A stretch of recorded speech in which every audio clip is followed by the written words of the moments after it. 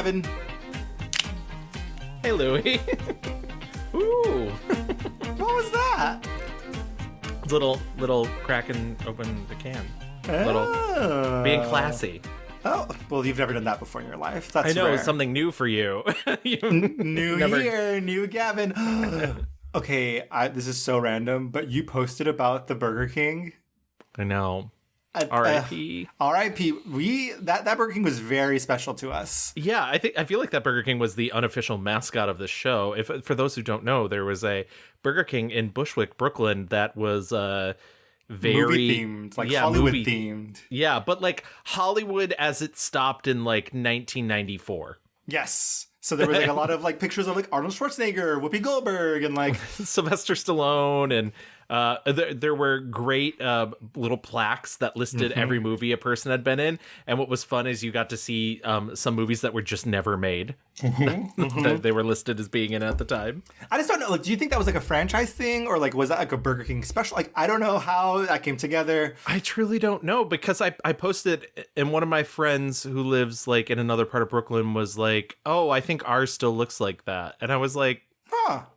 I don't think so. I don't think so. I mean, it looked like an old 90s Burger King, like the facade, but inside it was like there was a fucking car booth. Like there was like a big there was always a big group of guys playing like D&D. Magic and D&D. Yeah, Magic. Yeah. Anyway, RIP to that one. You know, girlies, Nothing gold can last. Yeah, nothing gold can last. This is the mixed reviews. It's a new year, and we are pouring one out for the Hollywood Burger King in Bushwick. I'm not going to do that because these are hardwood floors. But yes, no. Pouring one out. But we're so excited. Thank you for joining us. This is our annual year wrap-up. I know, Gavin, you don't give a shit about the Oscars, but that allegedly, like, nominees are coming out, like, this week or something. Yeah, it's something or other, I guess. They're gonna nominate some people, and they're gonna give some awards, and then no one's ever gonna talk about those movies ever again. Okay, you're mad. I'm just, I don't know. People don't care about movies, they care about awards. It's sick. It's sick. The things that you people are into is sickening. Sickening, no?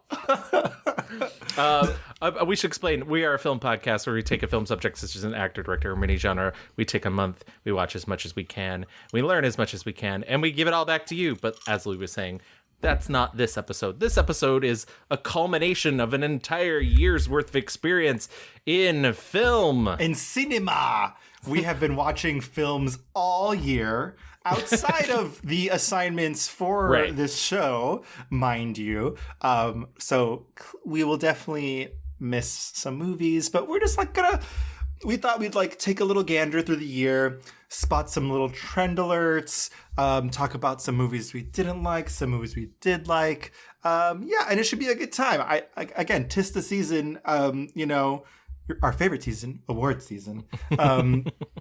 And yeah, I think I like this episode because it kind of like puts like a punctuation mark on our year.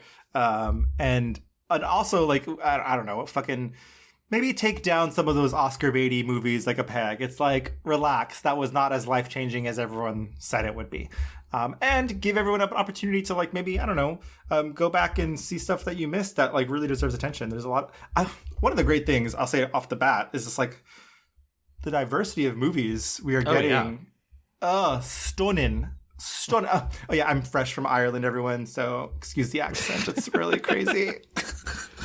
Yeah, that's right. You just got back from Ireland. We didn't even talk about that. We do a little pre-show where we talk to each other, which is something we don't like doing. So, but that's oh my god. Well, yeah. I guess save it for the Patreon, boys. Yeah, I'll do a jig for the Patreon. I learned some Celtic dancing. I'm just kidding. Imagine. Okay, before we dive into the year, we do have a little bit of old business. First up, we have the poll to go over. Our last episode, we talked about 90s Christmas movies. LOL, someone who responded to the poll and like named all these movies that were not from the 90s. Reading comprehension is a huge problem in this country. Yeah, I just want to say. And you know what? Like, he said, It's a Wonderful Life. Dr. Seuss is How the Grinch Stole Christmas. Really confident with those picks, and like lovely movies, of course. And you said Baby Girl, Sweetie Girl. Yeah, I was like, those are not 90s films. Where's the reveal? You missed the assignment. Okay, here we go.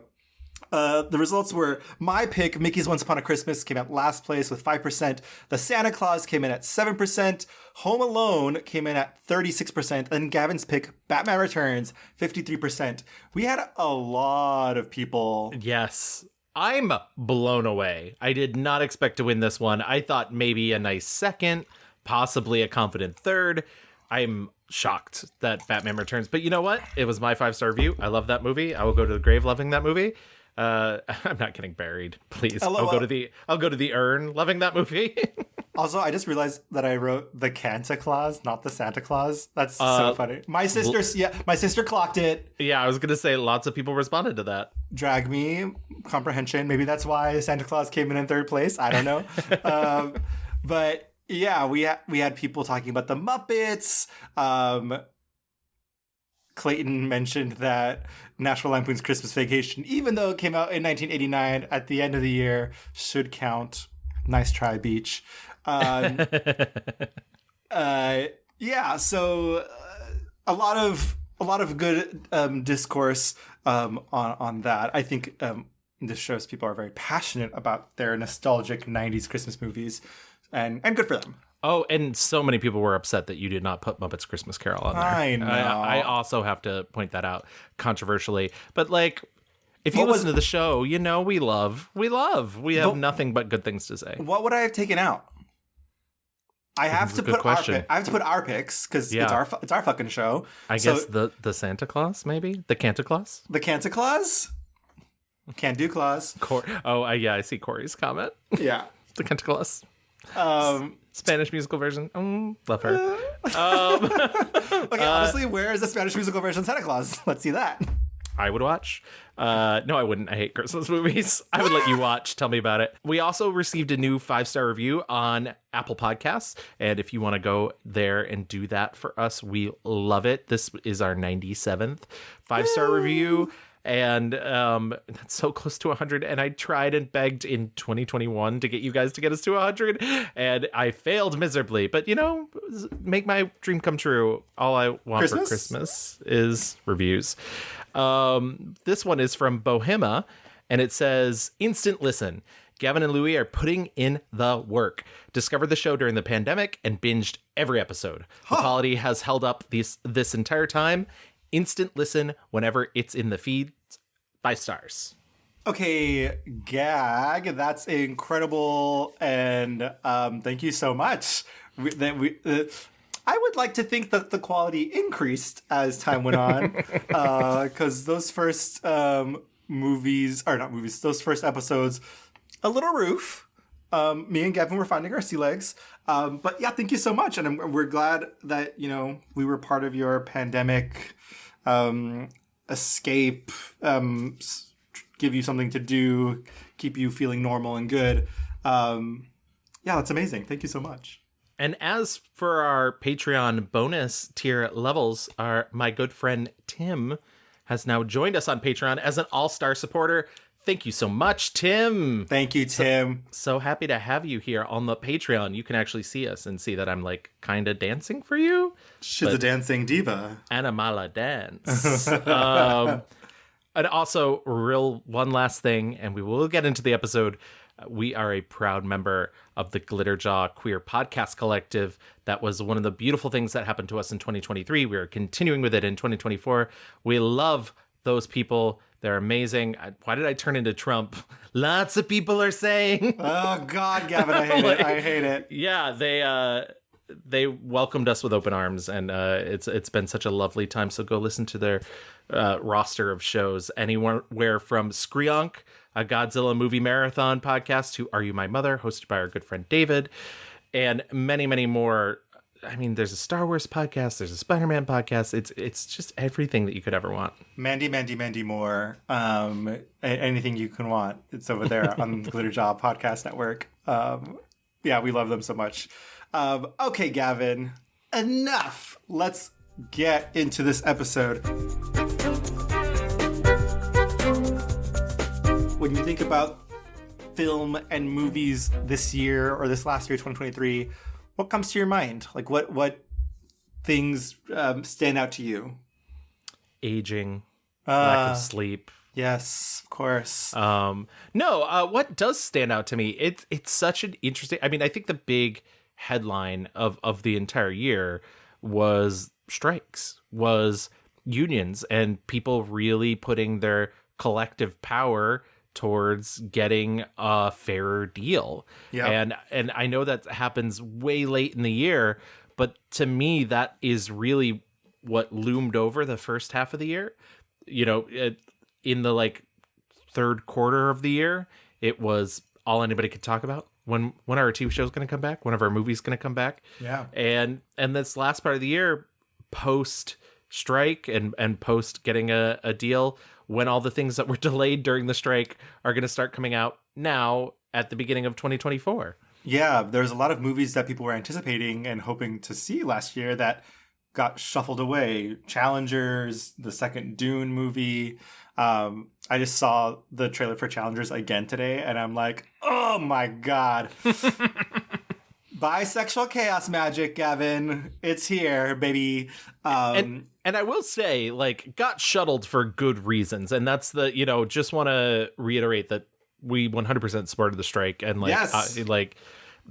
Anybody out there who's like, oh, why were they on strike? I don't understand. Like, it was fairness, wages. People deserve to be treated as people. And we're all living under the fear of the AI replacing all of our actors. So like, the corporate overlords, have a lot, but we have a lot too.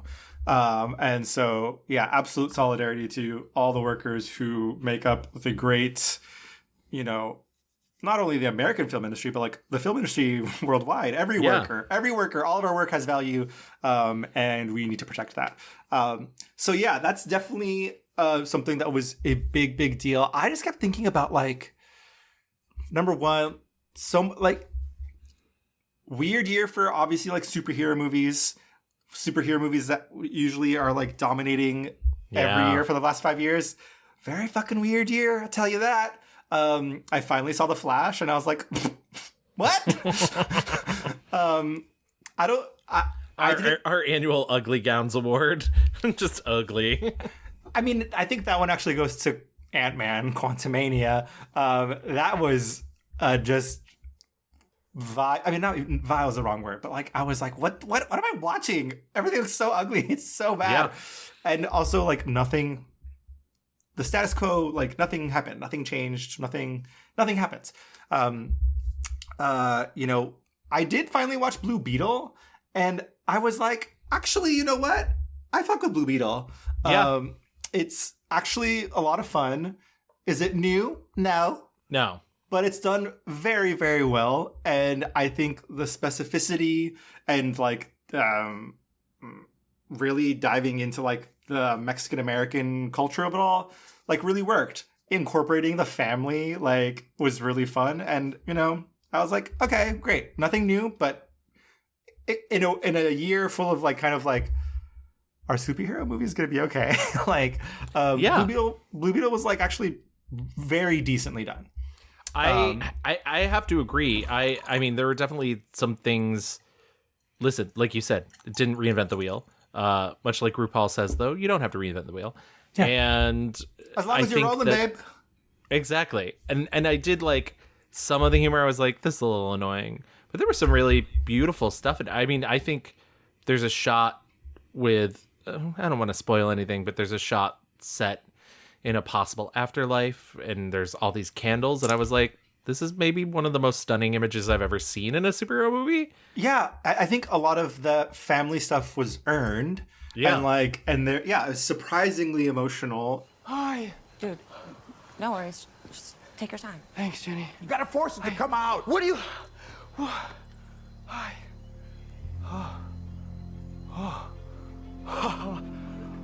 You're a genius. What? I know. What'd I say? You said this thing isn't gonna protect me, right? It's not gonna let me die? No. I mean, we die. All right, let's see if it works. I wouldn't test it. No. But anyway, like there was a lot of superhero shit this year. There was so much, and perhaps to its own detriment, And I think the only one that people really seemed to like was the third Guardians of the Galaxy movie, which I did not like. But I know I'm in the minority on that one. That's fine. But yeah, it was like every time a superhero movie came out, everybody was like, is this the death knell of the superhero film? Is this the end? And listen, as long as they make money, and I know people will be like, well, the Marvels didn't make money, and it's like, okay, one aberration doesn't prove the rule. Like, as long as they make money, they're still going to get made. Like, I think we're in the long haul. It's, there might be droughts between when people make Westerns, but people still make Westerns. So, like, superhero movies are here forever. Yeah, totally. And I'm not a spooky bitch, but, like, the amount of horror coming, and horror that seems to be critically acclaimed, making money, it's just kind of like Teflon, right? People are always just like, they're cheaper to make. People love, I mean, fucking Scream came. I mean, the year started off with Megan. Right. And people lost their shits. And Scream, Scream followed shortly thereafter, was one of the highest grossing movies of the year. I do have to say, and maybe this is controversial, maybe I hope I'm not coming off as a negative Nancy in this episode. Just something that felt more apparent this year than normal. I think people are willing to accept, because horror is so abundant, and I think people are willing to accept not great horror and just be like, that was good, like it was a surprise. And because I love having a horror movie in my top 10. I really do. And I didn't connect to almost any horror movie. I mean, I liked Scream 6. I thought it was fun. I certainly wouldn't put it in my top films. And I think. How'd you feel about Megan?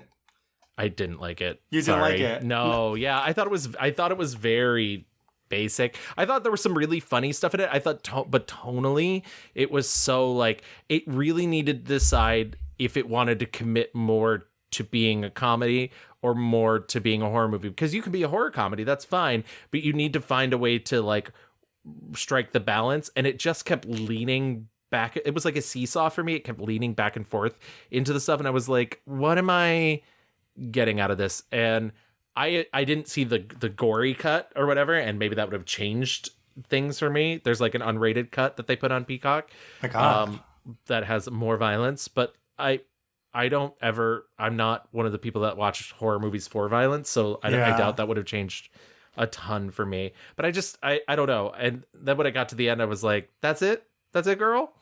Like, I watched it very late in the year, and I watched it and I was like, there is literally no heterosexual reason for this to exist. This is, I mean, if there is, it's, I don't know, to show straights that, like, you don't need biological family to be your family. Like, so what you're saying is it's truly a story about chosen family. There it is. I don't know. I kind of like...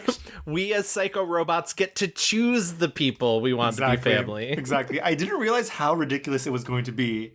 Like, there's no reason for the dancing. There's no reason for the dancing. But fun to watch. It's camp. It's camp in a way that, like, I don't think America has seen in the mainstream, like, in a long while. I have very strong opinions about what's camp and what's not, and I agree. I was just watching an episode of IMHO, and Darby said something along the lines of, like, I think some girls just think camp is like hee, and it's not. It's not.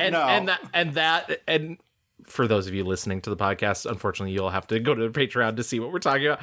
But that's what, and Megan's not like that. Camp is, like, really sophisticated, and in a way that I think most people don't realize.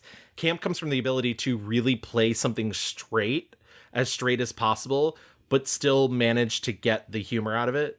I think a lot of people, I was talking about this recently on something else, I think maybe Morgan's podcast, where, like, people talk about, like, the 1966 Batman, and they're like, oh, like, they didn't know it was a joke. And it's like, newsflash. No. Yeah, newsflash, they did. But what makes it good is they play it so straight. Like, this is their universe, and it's that's like, what causes the camp. Yeah, it's like Michael Caine knows that he's surrounded by Muppets. Right, but and that's fucking camp. Yeah. It's the ability to take something silly, but take it very seriously. And like it's the interplay between seriously silly and silly serious. And I think Megan is a good encapsulation of that. And also, frankly, I'm just happy. I mean, obviously this will be a new IP forever and ever, but like, God bless, a new one was born this year, and like, good, great. Is the next one going to be like Me Threegan?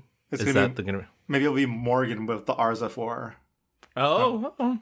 I don't know. I don't know. Someone call Mason, but the S is a 5. Let's see. Going down. I mean, this is February. You know, we got Knock at the Cabin. Oh, which I must say, not about Knock at the Cabin specifically, but one of my big headlines for the year is just like, what a year for queer cinema. Yeah. Well, I mean, that movie's a queer movie, or a movie with queer characters made by a straight man. But sorry not to take it there, not to be, but no, yeah, I mean, you're right, but I just think, you know, I saw so many movies starring queer people, about queer people, queer stories, and all genres, you know. Knock at the Cabin, horror, Nimona on Netflix. Animated family movie, Orlando, a political biography, like a documentary, Everybody, which was another documentary about intersex people, which a documentary I didn't particularly love, but had like really important information. I think totally worth watching for that. You're right. And Bottoms, like Strangers, queer, All of Us, like Naiad. I mean, there's just so much. And passages, yes. There's so much, and I just feel so blessed. I mean, I remember last year, I remember thinking, oh, it's the year of kindness. Like, that kind of like, this year, I think it's just like, it's the year of gays. Like, it really just is. No matter what your taste is, there is a queer movie for you. And did I love all of them? No. But like, good. But good. Yeah, I was going to say, that's one of the things we kind of hope for. Like, even if you don't love, like, there's nothing to say you have to love everything. There's lots of movies I watch and I'm like, I liked that. Yeah. That's, you know, that happens. And it's very whatever. Can I say one thing about Knock at the Cabin before we breeze by it very quickly? Yep. I do think, and maybe I'm being too sensitive, I think, in my opinion, Knock at the Cabin suffers a lot from the idea that queer people have to prove themselves to be even better than straight people in order for us to exist, or in order for us to like be seen as equal. And so I kept thinking about that while watching the movie, where I was just like, this is an awful lot to like put on this queer couple. And like the idea that like, because they chose their daughter, they like love her more than having a child. Having no child or a biological. And like, I was like, the messaging here is really weird and like grosses me out and feels like a very straight person's idea of like, no, I'm with you gays. And that did bother me. And once again, maybe that's me reading too much into it, but that's what art is for, you know? Read it, baby. We got the last entry into the Magic Mike trilogy. We got another, like I mentioned, Ant-Man. I want to say probably the movie that was talked about the most in February was Cocaine Bear. Yes, which I completely forgot about and still have not seen. No, I mean, like, it's, you know, ridiculous. Elizabeth Banks is out here being crazy, and good for her. Because that's what I was going to say. I like her, you know. I wish more success to her. Yeah. This was also, I mean, like, a lot of trilogy wrap-ups. We had Creed 3 as well. And the Guardians of the Galaxy 3, a lot of threes, like you mentioned, Scream 6, which now maybe is the end for now. For a little while. I think we're gonna have. I'm sure there's lots of people who are more positive about it than I am. I think it's gonna be another long gap before we get Scream 7. If we get Scream 7, and. What's the spot? I'm like, and frankly, like, fuck Spyglass, like, you know, like, period. Yeah, it's one of those things where I'm like, maybe the rights should revert to another company now. Maybe that's the answer. Yeah. Oh my God, we can't talk about flop superhero movies without talking about Shazam! Fury of the Gods. What? What is that? Yeah, exactly. That's not a thing. Fucking. You know what bums me out about that the most, though? I really like Lucy Liu. I know. I really like Lucy Liu. She deserves more. I think she has a new movie out at Sundance now. She does. It's a Steven Soderbergh film. So good for her. She's getting in on. I guess I hear it's a very ghostly. It's called The Presence, and or maybe just Presence, because there was like a headline that said like Steven Soderbergh's presence too intense for people, and I was like, what? Wow. One movie that we both really loved and talked about earlier for our Michelle Rodriguez episode, Dungeons and Dragons: Honor Among Thieves.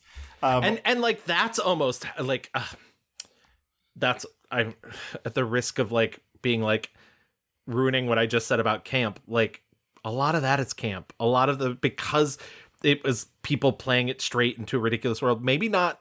I love what Chris Pine's doing in the movie. Maybe he's the only one. Like he's almost like too knowing in the movie. but like I genuinely think her performance is Michelle Rodriguez, because she is playing it deathly serious. Yeah. Oh yeah. Also, whatever the bird's name is, and like that whole thing is so good.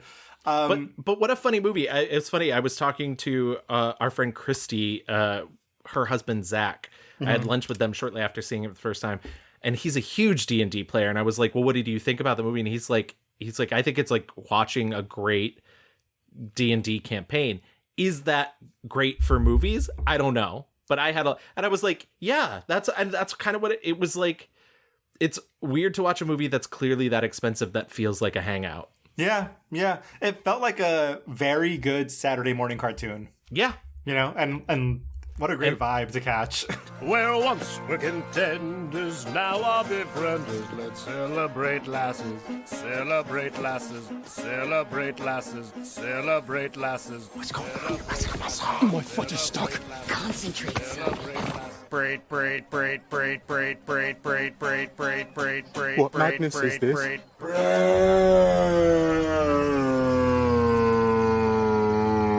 I think they're starting to get suspicious. And let me tell you, when they found that fat dragon, and that's how you do like a non-offensive fat joke, by the way, because that thing was adorable. Yeah, great. In March, one of the top movies of the year, Super Mario Brothers movie. I didn't watch it, but I'm happy for Nintendo girlies everywhere. I felt so bad. I watched it with my niece and nephew. My niece and nephew came to visit, and I watched it with them, and I forgot that sometimes I talk to kids like they're adults, and sometimes you can't, and so I feel like I ruined the movie for him, because I was like, I don't know, like there was a lot of like references to the game. It just felt very cloying, and these kids are like. And then like when he told his mom, she was like, oh, what did you think about the movie? He's like, I don't know. It seemed like they were doing a lot of stuff to like make it like the games. And I was like, I've ruined this 10-year-old. Oh no. Yeah. I fucked this 10-year-old up. Gavin, you got to really keep it tight around the kids. I saw Air in theaters with Sam, friend of the pod. Hi. I have many questions for you. The first being, how dare you? The funny thing about Air is that like it truly is 80% soundtrack. It's a great soundtrack. And a lot of dialogue, not much happens. And a lot of dialogue. But I was like, okay. It's funny how like it's being pushed for like award stuff as like the script is so amazing. I'm like, is it really? I don't know. I'm a sucker for sports dramas. Yeah, that's why I wanted. Okay. You know what? Honestly, I'll take that. I think that's a genuine reason to watch the movie. You know something very psychotic. I was crying like a child at the end of Naiad, and it's because I was number one. It's like a very classic traditional sports drama, true story. But then like. Obviously, at the top, I didn't know that this woman was a lesbian. But when I saw like they call actors thespians, Louie. Done. They're holding the gay flag and it's like Queen of the Sea. And I was like, of course it's a white lesbian woman who wanted to fucking swim from Cuba to Florida. It just gets me. It just gets me. And I have no shame for being a Naiad stan. Okay? So take that. I didn't see it, so I can't. I wasn't rushing out to see the Jodie Foster film about swimming. Jodie Foster and Annette Bening as like two lesbians who like are just gal pals who want to like fucking break records at 60 plus years old. Oh, sold. Done. Let's see. Did you watch Beau is Afraid? No. I feel once again, I feel like I'm the worst. I'm so sorry, audience. I don't like Ari Aster. I don't. And I just am at the point in my life where I'm like, if I know I'm not going to like something, like if I've given it a shot, I'm not saying like I'm prejudging something. Like I saw Midsummer. I saw Hereditary. I saw his short film that he did for his college thesis, which disgusted me. And so I was just like, you know what? Life's short. I don't need to see his movies. I didn't watch it because it's described as a surrealist tragicomedy horror. None of those words really speak to me, I would say, but good for Ari Aster getting to do whatever the fuck he wants, I guess. I will say, had we not already done a Parker Posey episode, I would maybe have ended up watching it because she's in it. But now, you know, much like Genie at the end of Aladdin, I'm free. Clink, clink. So sorry, that is gone, baby. I wanted to mention a great March release, Are You There, God? It's Me, Margaret. Yes, okay, yeah. Oh my goodness. First of all, Rachel McAdams, you will always be famous. She's so good in this movie. That scene, and like, I'm not spoiling anything, it's around Twitter, the scene of her telling her daughter, Margaret, why she doesn't talk to her parents anymore. Yeah. I was like sobbing, and I was like, why am I sobbing? It's devastating. And, like, yeah. So, we don't see my parents because, they don't want to. What? My mom and dad are very, very devout Christians. And before you were born, when your dad and I first fell in love, they told me that it would be very hard for them to have a Jewish son-in-law. They told me it would be very hard for them to have a Jewish son-in-law. And that if I wanted to marry him, that was my business, but I wouldn't be their daughter anymore. But you are their daughter. Mm-hmm. I would say, you know, every child in that film, star. From Margaret to her little cunty friend to her like good friends, they are all so good and giving such grounded, fully realized, fully human performances of like tween girls who have inner life. They're not just plot points, you know, they are people. And it's just so good. I don't know how Benny Safdie is in so many movies all of a sudden. Let's just say that. He's really, I mean, he's like, I'm going to do a lot. I'm going to do the acting. Yeah. And then I can't forget Miss Kathy Bates, former subject of the podcast. And just truly amazing in her role as the grandmother, like, and just so witty and funny and like, you know, nobody's doing it like Kathy Bates. No. I will say, just as a side adjacent to Are You There, God? It's Me, Margaret, which is a film I loved, so I'm not denigrating it in any way possible. I did see a really good side, like, listen, this was the last year was the year I deleted my Twitter, so I try to stay off it as much as I can, but I am on the Mixed Reviews Twitter every now and then, and I did see a really interesting conversation between comedian Guy Branum and Kelly Fremont Craig, who directed Are You There, God? It's Me, Margaret, where essentially he was like, it kind of sucks that you cast a fat kid to be the like quote unquote gross kid, the like weird and undesirable. And she's like, listen, this kid unsolicitedly sent us a tape and I knew I needed to have him in the movie. I loved him so much. He gave such a good performance that I gave him this role. Like, and would you just like rather me not cast him because he's fat? And Guy Brennan was like, I'm not saying that, but I am saying, like, look at the role you chose to give him based on, and like, think about what you're saying about how you feel about heavyset people. And I was like, you know, honestly, I can see his point. I don't think he's wrong. Like, but Yeah. I do love the movie, but Yeah. I just, you know, it's our podcast. I figure I get to talk about whatever I want to talk about. Say that. In May, another, I think, really excellent queer movie worth mentioning, Monica, starring Trace Lysette, and absolute stunner actress Patricia Clarkson. Just like such a, you know,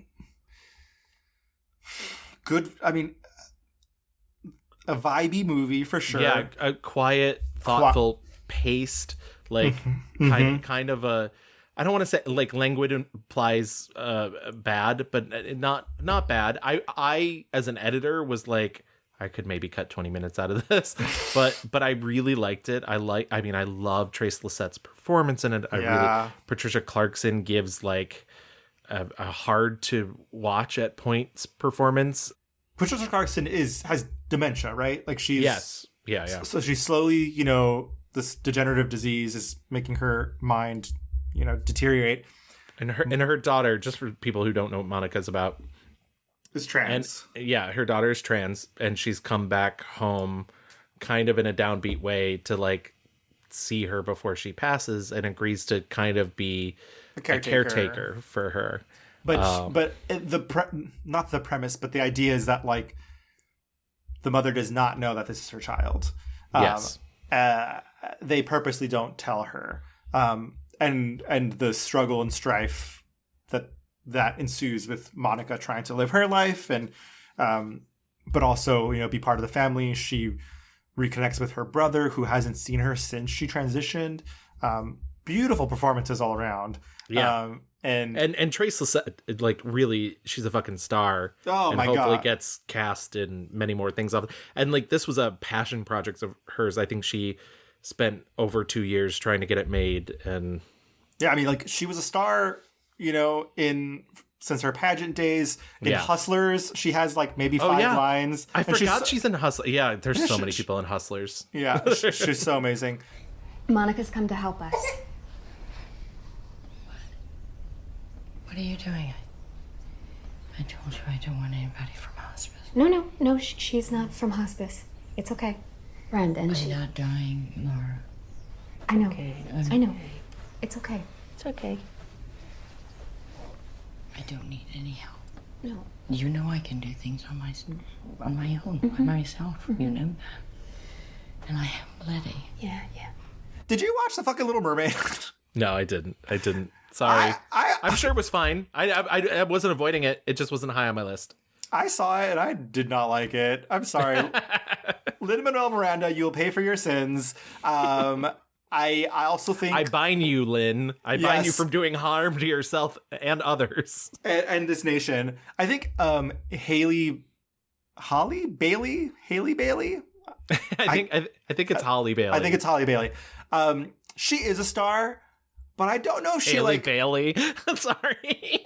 Haley Bailey. Holly Bailey. Bailey. I'll let you continue. Holly Bailey, I think she is a star. I just don't think she maybe fully got the assignment on this. Like, one of the great things about the original anime movie is when she can't talk, she's very expressive and she has to like emote. Oh. In this, it just felt like she was on autopilot. The best actress in this entire gig is the girlie that they got to play Vanessa, which is Ursula. Like when Ursula turns into like the hot girlie.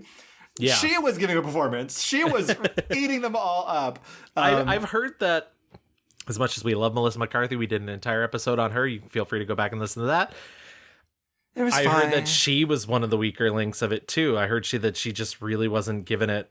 You know, if there was any place to like, speaking of camp, like if there was any place to camp it up, Little Mermaid was it, guys. Yeah, it was very fine. Also, I think the movie suffers from the classic fucking scourge of bad lighting in movies.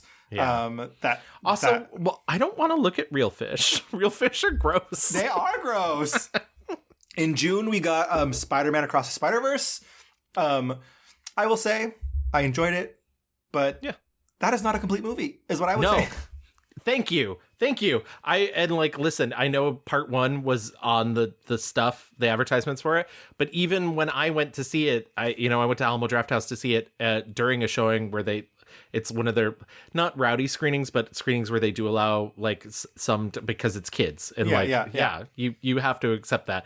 I always think it's so funny when I run across an adult that's like, I went to a kids movie and the kids are being so rowdy, and it's like, well, what did you think? That was literally me watching The Little Mermaid. I was like, oh, I made a mistake coming to a 3:00 Sunday showing of Little Mermaid. Of course, kids are running around. But it gets to the end of that movie and it says to be continued, and I literally heard an adult man go, "What?" Yeah. So I saw... No, it was frustratingly not. And I had that argument with my brother-in-law over the holidays. He was like, I was like, I liked it. I was like, I did not think it was as good as the first one. And he's like, oh, I thought it was better. And I was like, it wasn't a complete movie. No, the first one I think is a masterpiece. This is good, but I feel like I've had this conversation with someone before, being like, if we're gonna keep it in the superhero realm, like, the fucking Avengers Part 1 and Part 2, those are like complete movies. Like Thanos snaps, and then like that's a whole story, and then the second part is like bringing it back. This truly is like, and then we got the gang together to be continued. I was like, that's not a whole movie. Exactly. But yeah, fucking long movie too. I couldn't believe it. Well, and that's the other problem, right? Like, how are you gonna be like not create a complete arc for a film?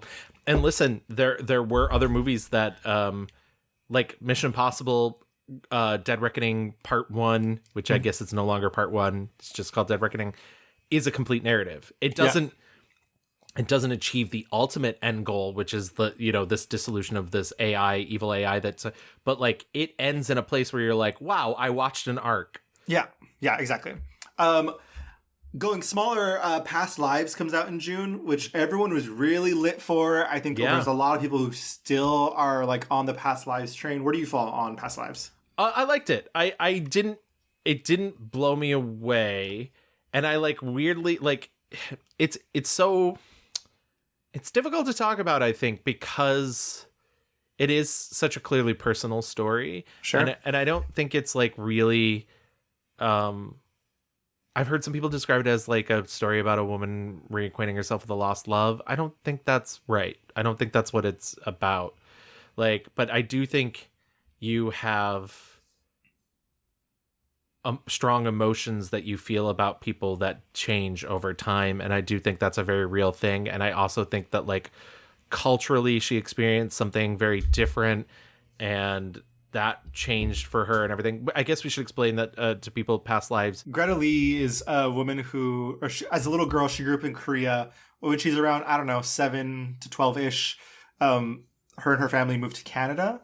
And she leaves behind a boy she likes. And from Canada, she immigrates again to New York City to go to school because she wants to be a writer.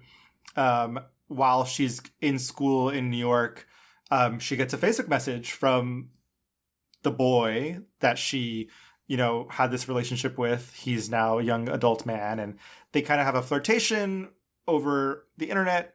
She decides it's too difficult. Like, right. He's the never going to... distance is too much. Yeah. And so they separate again. She says, maybe we shouldn't talk as much. And then she ends up falling in love with another writer at a retreat, and they get married and have a full life. And then, time has passed, and her friend that she had this relationship with finally visits New York as an adult man. And they kind of have just like this kind of weekend, I guess, of hanging out, reconnecting. The thing that I love most about this movie is it's not, yes, there is like this like what if scenario, but like it's a lot of talk about, LOL, their past lives, like this idea of, in another life, maybe we were together. In another life, maybe, she says this thing like, maybe another life I was a branch and you were a bird sitting on me. And I just thought like, there's a lot of like ideas and thoughts that I thought were really beautiful. It's a slow movie, quiet movie. yeah, I think the scene at the very end when they're all sitting at the bar talking together, I was just like, wow, this conversation is so tough, but Right. they landed the dialogue very well. It doesn't feel, I mean, for all the awkwardness and uncomfortableness of like being like a husband to like, you know, this woman who's reconnecting with a childhood like crush or whatever, it's really just like a sophisticated movie. So And not to take anything away from the two leads who are both Asian, Teo Yu and Greta Lee, but John Magaro, who plays Greta Lee's husband, is also amazing, like scene-stealingly amazing. He has a really amazing moment in the third act of the movie, even before like she really reconnects with this guy, and yeah, it's not really a three-hander because there are other people in it, but it kind of feels like a three-hander between them. yeah, for sure. Are you attracted to him?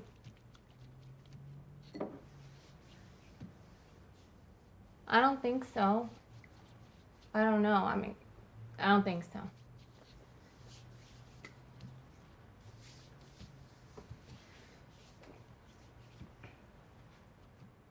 He was just this kid in my head for such a long time. And then he was just this image on my laptop. And now he is a physical person. It's really intense, but I don't think that that's attraction. I think I just missed him a lot. I think I miss Soul. Did he miss you? I think he missed the 12-year-old crybaby he knew a long time ago. You were a crybaby? Yeah. Most of the time, he'd have to just stand there and watch me.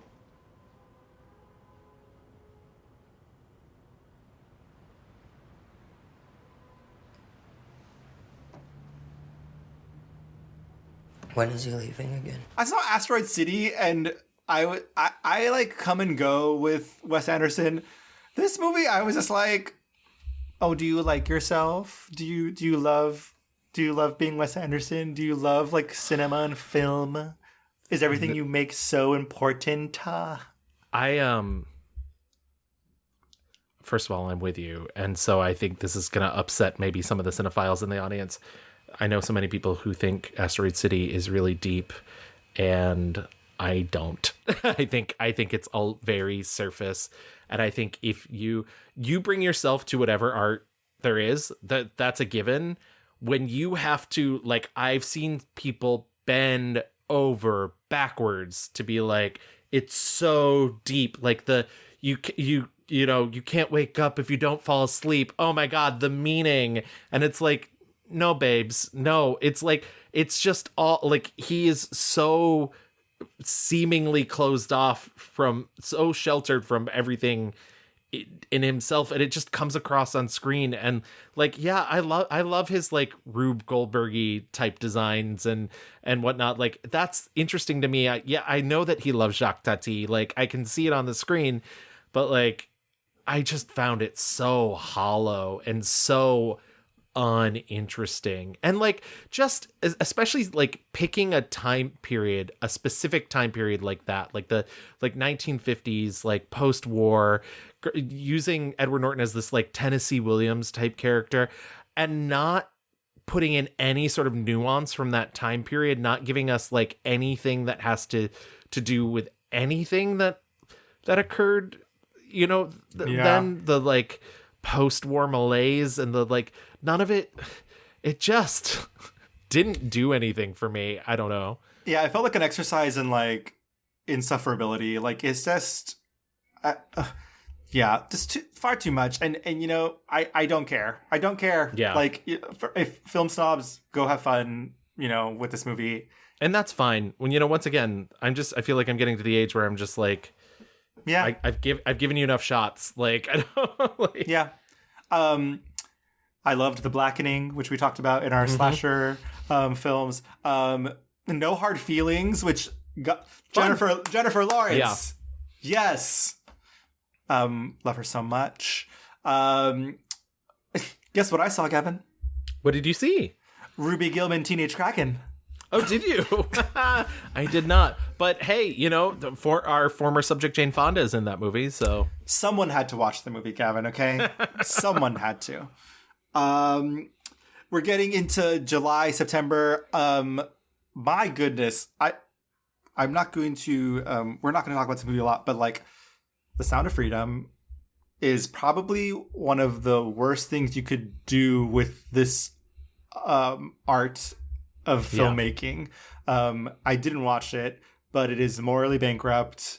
It is propaganda. It is just horrid. I didn't see it either, but I did like. I had some family members who will not be named that were like, I want to see that, and I sent them some choice articles because I was like, no, you don't. It's frustrating. It was bound to happen at some point. Like this is the thing, the like right-wing propaganda arm has always had so much money. So it's shocking to me that they've not managed to find their way into the mainstream film industry sooner. And they like for the last 20 years, I feel like they're edging closer and closer. There was like the Atlas Shrugged, like that I think everybody sort of realized after the first one what it was and whatnot.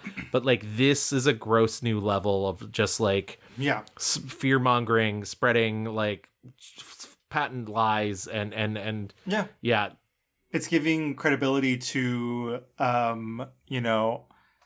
a story that obviously is quite frightening, and it would be similarly false to say that human trafficking is not real. It is real. But this characterization of it and all the implications are just completely irresponsible. Right. So boo on that movie. I saw Joyride on a plane. Joyride. So fun. A good plane movie, honestly. Yes. Like everything for Ashley Park, everything for Stephanie Hsu. All those girls were a fucking riot. Theater Camp, another queer movie that is so silly and so dumb. Yes, and I really enjoyed it. I will say this. My one complaint about Theater Camp is I did not feel like it had anything more new to say than the movie Camp, which came out 20 years ago. And Camp is a great movie. So yeah, but I mean, once again, what movie could live up to Camp? None could. We're getting to, this is The Weeknd, Barbenheimer. She's here. I saw both of these movies. Dare we dive into the discourse, Gavin? Sure. Let's discourse. The discourse. Let's discourse. Let's start with Oppenheimer. I think Oppenheimer. First of all, I like Christopher Nolan. I didn't see Tenet, but I love unabashedly Interstellar. I saw that video of the Peloton teacher, and it was you, Louie. You were the one that was like, Tenet, what was this? I want those 3 hours back. I was a Peloton girly for quite a while. Oppenheimer, I quite liked. I thought it was very, like, there are moments when I was like, this is a script, and we are reading a script to like...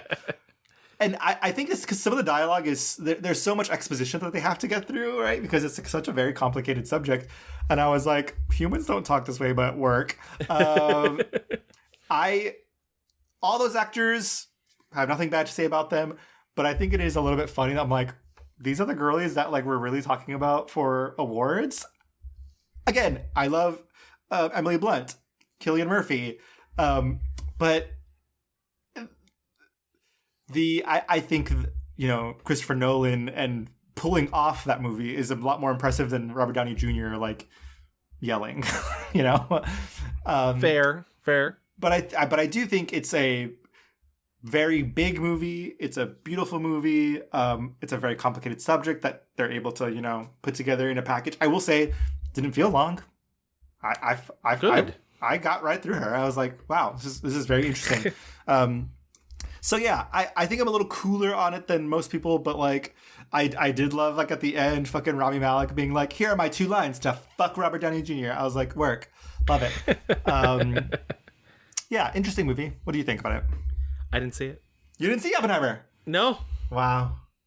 And I have nothing against it. I'm also like, I'm sort of indifferent when it comes to Christopher Nolan. I think sometimes he says some things that I'm just like, okay, like let's. Well, first of all, love is the fourth dimension, Gavin. So exactly. Think about that. He is the man who put love is the, I think it's fifth dimension, but into Anne Hathaway's mouth, and for that he will. And I live. I was gonna say for that he will always be famous.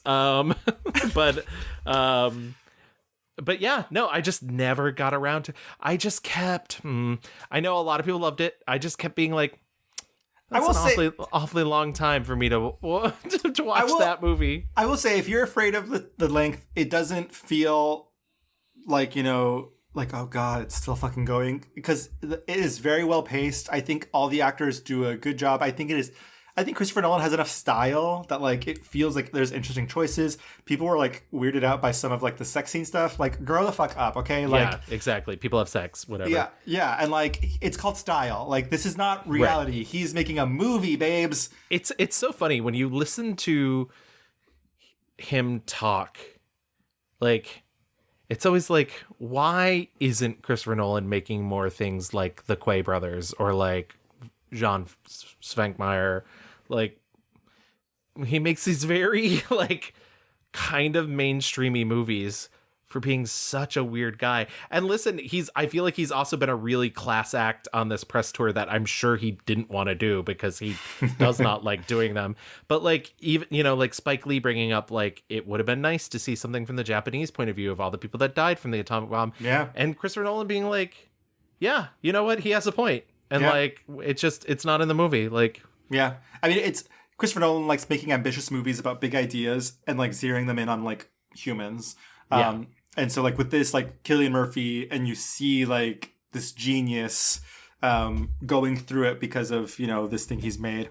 Yeah. Okay. Well, how about we talk about Barbie then? I did see that.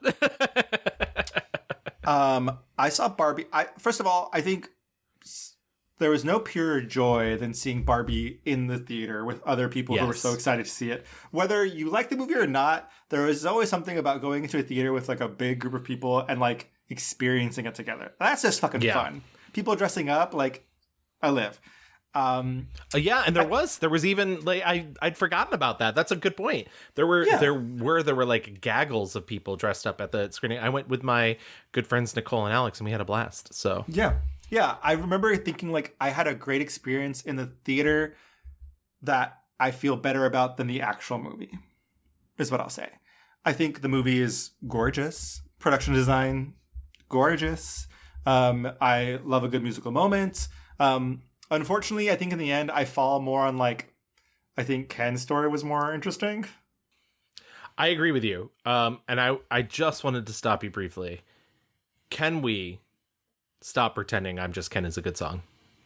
Now, is it, has enough time passed that we can pretend? And like, I like the musical number. I think it's a lot of fun, but it's a bad song. It's not good. It's not that entertaining. Is I'm Just Ken the one where they're like on the beach dancing? Yeah, it's all the different, it's like moments, on the beach and then like on the stairs, and it looks looks like a Powell and Pressburger movie. And yeah, I think the visuals are better than the song for sure. Yes. It just everybody keeps being like, oh, it's going to be nominated for best song, and then it won at the Critics' Choice Awards, I believe, for best song. And it's just like, guys, we gotta find a better song if we're like, come on. Yeah. I'm not a I'm Just Ken stan at all. So fuck it. But my criticism Barbie land on like, I don't know why Greta felt like she needed to like Wikipedia Barbie for us. Like, right. I remember you saying that. You brought that up. I'm trying to think what episode you brought that up, because we did talk a little bit about it. And you did mention that. Yeah. It has felt a little bit strange. I think she has a very good idea about like the story of Barbie and what her journey. I just would have loved more time with America Ferrera and her daughter rather than like talking about, the inventor of Barbie and her life. It's like, okay, well, that's just Wikipedia. Which is also really funny because people were really invested in whether it was getting original screenplay or adapted screenplay, as though saying that something is adapted means that somehow it's lesser than, which I think is a weird takeaway. A new bit of conversation that I feel like has not really come up before in the discourse when it comes to the Academy Awards. And once again, the reason why I hate prognosticating about awards, because I think it really just brings out the worst in people when here's the thing. We do this show and we tell you what we like and what we don't like, but that doesn't mean that we're 100% right. And like having a consensus on art is boring. And so like that, it's one of those things that drives me crazy. That it's like, no, this was the best movie of the year. And it's like, I guess I'm sure if you really loved Green Book was the best movie of the year for you. Fucking weirdo. But not Green Book. Right. And so like, exactly. That's why I used it as the example. But it was just wild to like see this conversation devolve into basically being like, if it's adapted, it's less than. And it's like, no, it's not. It still takes a lot of effort to adapt things. And so I'm going to guess, based on what you just said, you believe it's an adapted screenplay. I believe it's an adapted screenplay. I don't know that it matters. I don't care. You could tell me either. Well, also that. But I don't care whether it's adapted or not. What I'm getting at is I think it's a beautiful movie. I think everyone is acting their fucking faces off, and it's so funny. Like every single Barbie and Ken, they're all amazing. And very good. I just think like that was always going to be a very hard thing to do. And I think like there are some choices where I'm just like, why can't Barbie Land have all the things? Like, why did Barbie have to leave? What the fuck? That feels weird to me. I just want to end the Barbie conversation by saying thank you, Greta Gerwig, for the Stephen Malcolmus joke in the movie. I was the only one who laughed in the theater that I was in. I really appreciate it. She did it for you, babe. That was all for did. you. I mean, in the director's roundtable, I saw her being like, I put in a Stephen Malcolmus joke. I have no idea who that's for. Me. It's and me. You said, I'm right here, babe. There's just some very obscure jokes, which I can't believe are in the movie. Like a Proust Barbie joke. That was... I don't know. I heard one woman in New York laugh at that joke, so I thought, oh, that's for you. There's a Stephen Malcolmus pavement joke, which I was like, that's a deep cut. Next month we get Bottoms, which I don't think I'm as on as everyone else is, but I think it's bonkers and crazy, and it's for younger people, but great. I think my only complaint is I almost wish it committed to the bit a little more. Like it's you know what? It's literally the same problem I had with Megan, where like I think it needed to sort of choose what it wanted to be a little bit more and go heavier into. But I liked it. I had a lot of fun. I laughed my fucking face off. Yeah, Iowa Berry is a star. Rachel Sennett is a star. Our greatest Irish star currently working. Yes, I saw her out there in the country land. Let's see. Breezing through September, anything interesting? I saw that you saw Cassandra. Yes. I saw Cassandra. A movie that like weirdly is very fine. But like for such a like I think louder, less fine. I just think like I like obviously Gael Garcia Bernal, but like this character of this guy just seems so much bigger than this movie, if that makes sense. I think that's 100% correct. It's a movie about a Mexican wrestler who he's gay, and yeah, it's based off a documentary. Is that right? Well, it's funny because it is based off a documentary, but it's not based off the good documentary. There is a documentary from a couple of years ago called Cassandro the Exotico. Mm-hmm. And that movie's great. And I saw that in the theater and like really, and it was interesting. And his life story is so much more interesting than the movie allows for. Like the movie really gives this like deranged paint by numbers, like biopic thing that I think just doesn't work. I love Gael. He's too old for this role. Like Cassandra was like 20 when all this was happening. He's clearly in his late 40s. Yeah. I just don't understand any of the choices that were made in the movie, and I really recommend. This is another thing. Soapbox time. watch more documentaries, please. Like, please, I beg of you, as an audience, even as people who don't normally listen to the show, I see so many really well-respected film critics who cannot put a single documentary into their top 10. And I'm not saying you have to. I'm not saying there's a criteria. But if I follow you and year after year you put out a top 10 list and there's not a single documentary in the year that you liked that can possibly crack your top 10. Criminal. There's like, broaden your horizons. That's all I'm saying. Like, yeah. And yeah, I was really frustrated with Cassandra. I really did not enjoy it. We had 2 movies this year that were the 10th installments of their films. We had earlier in the year Fast X, which yes. I don't know if people saw. I saw it for our Michelle Rodriguez episode. I don't know. I saw a handful of those movies. I cannot tell you which one. I won a you would have known it was in the theaters, but also we got Saw X. Which is wild. I can't believe that. I mean, I guess I started watching those movies. I guess. I was like, I guess a lot of time has passed since these movies came out when I saw them in like college in 2005 or whatever. Yeah. I also saw them in college. Very, very wild. I guess this one was kind of a prequel. Like, it takes place between the first and the second movie. Sure. Some shit. Yeah. Dix the Musical. My God. Game changer.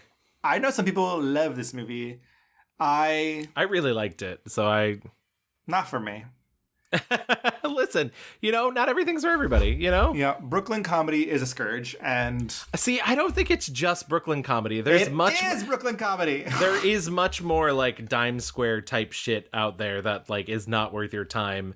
But like this, I don't know.